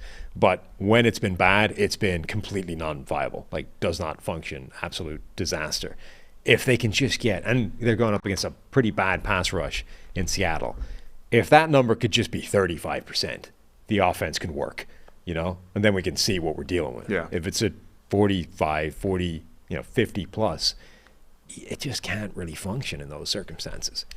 The other stat that I wanted to throw out there is the Giants defense, very similar to the Vikings, the way they blitz like crazy and blitzing like crazy and getting the number 28 EPA per play. So again, the Giants are aggressive. Some might even say suicidal. They're aggressive, and it's not working a whole lot. The Kayvon Thibodeau grade is one of the biggest surprises for me this entire football season. I think he's in the 30s from a PFF grade standpoint. He was good last year. He was good as a rookie. He had a good rookie season, and I am shocked that he has not been able to build on that. I thought the Giants' defensive line would cover some of the question marks on the back end. And Dexter Lawrence has played outstanding, and Leonard Williams has done his thing, but not having any semblance of edge rush, no production from Kayvon Thibodeau, I think really hurting the Giants, especially again when they're going to be aggressive up front. Yeah, he hasn't been good at all. He was solid as a rookie and flashed a lot in terms of pass rush, and it's just not been there so far through the first few weeks. That's a massive blow to them. There's some players individually on that defense that are playing reasonably well, but the collective is not working because they're trying too hard again, like a lot like Minnesota. They've got more talent, I think, to work with, but it's not been good. Really impressed by Devin Witherspoon from what we've seen from him. Yes. And it's the same things that we saw in college. Like his anticipation, his reading of the game for a player that is a rookie is so exceptionally ahead of the curve relative to other young cornerbacks. He might not have the physical tools, the size that some of these other guys have, even the movement skills, but he's so far ahead in his head. Like he's ahead. He's 2 steps ahead of where other DBs are because he reads it faster. And that was what he did at Illinois. It has translated in small sample size so far. And if that's a thing, if that's a strength of his, in perpetuity, it gives him such an advantage relative to some other guys. He might be Pete Carroll's favorite player of all time, right? The way he plays, like if he just had 33-inch arms, that like Pete would adopt him. That's his guy. I mean, the way he flies around the field, he's getting dirty in the run game the last couple of weeks. 5'11", 181. If he was 6'2", 210. Could you imagine? That would be like... You'd already be in Pete Carroll's will. That's like Sherman, Earl, and Cam all rolled into one for him. Kind of is the way he plays. He's awesome. Witherspoon's been a lot of fun. Sounds like Reek Woolen could be back here for the Giants game. And I am interested. Seattle doesn't like to play matchups with their corners, but like when you have Witherspoon and Woolen healthy, you have 2 completely different styles and body types that if you want to play matchups, gives you the option to. It adds a ton of flexibility to the defense. We'll see if they end up doing that. Again, Geno Smith continues to impress me because he wasn't good week 1 against the Rams, and he bounces back, right? As soon as you want to write him off, Geno Smith bounces back. Did it last week too. Two pretty bad interceptions. He comes back. He fights back. One thing I'm looking for in the blitz-heavy scheme, Jackson Smith and Jigba for the Seahawks. Off to a slow start. The rookie, who I thought would be much better right out the gate. This could be the type of game where, hot receiver, get open quick against the blitz, that Smith and Jigba could have some success. If he's going to break out, this is the week. Mm-hmm. My prediction. I was trying to work out, so the Reek Woolen thing, it obviously sounds a little bit weird, but I also only just realized that the reason Reek Woolen in particular, the Game of Thrones thing, like the Reek, you don't watch Game of Thrones. No, I did. I watched it. You watched it? Yeah. Well, that was the, Reek. That's not, you don't want to name yourself after that. Well, that was probably like R-E-K-E. Oh, I'm sure it's not spelled the same, but my point being that's the same sound. You don't want to name yourself after that particular character. There. My mind didn't go. Mine didn't either until just now. It's like, why does Reek keep ringing a chord somewhere in my brain? That's why. I don't like name changes after good seasons. I mean, look at, that's all I'm saying. Like Robbie Anderson's career has, the decline has directly correlated with all of the various name changes. Until last week. Shaquille Leonard with the Colts. He's been injury prone since changing from Darius. I don't think you mess with the name if things are going well. Robbie Chosen now has the potential to go to, he's got one more change left before he has to start a new cycle. He can go back to ROBBY chosen. Yeah. But he's averaging 68 yards a pop right now, so stick with it. Robbie Chosen. All right, man. It's Monday Night Football. We've been here for 7 hours. Let's make a pick here. Oh, God. Seahawks at the Giants. Giants favored by 1. I'll take Seattle. I'm going to take the Giants. Wonderful. No good reason. But Are we done already? According to a press release, the XFL and the USFL are officially going to merge. It's happening. I did see that. That was like 2 hours ago on the show. They posted that, and that's good. I see an hour ago. But is there a name? It was sometime before. Is there of the league? Yeah. I haven't seen a name of the league yet. I don't think we should dedicate a tremendous amount of time to it. You're aware we're still on the air, and you're just sitting there silently staring at a screen. Yeah, well, the Red Sox released a statement about Tim Wakefield and his wife, and I don't know what that's about. Feels like it's something you could probably address after the show goes, Well, I finishes. didn't know what Tim Wakefield's a Red Sox legend, knuckleballer, and I don't know what happened. So I see. And I still don't know what happened. All right. It's a good show, man. Yeah, there's no details in this as to what it's going to be or look like or sound about Tim like. Wakefield? No, the XFL. Oh, about the USFL and the merger. XFL. Got it. I assume, who's the commissioner of the USFL? I assume him and The Rock will fight for some sort of naming rights at WrestleMania. Right? I made Sam laugh. He thinks I'm funny now. All right, guys, we appreciate everybody for tuning in. You'll be back here tomorrow with Brad. Yeah. Recapping a little Thursday Night Football. I'll be back, of course, Monday morning, 7 a.m. Set your alarm, 7 a.m. Eastern. We go live recapping all of these games for a good 6 to 8 hours. So we appreciate everybody for tuning in. I'll see you again Monday. Sam will see you tomorrow.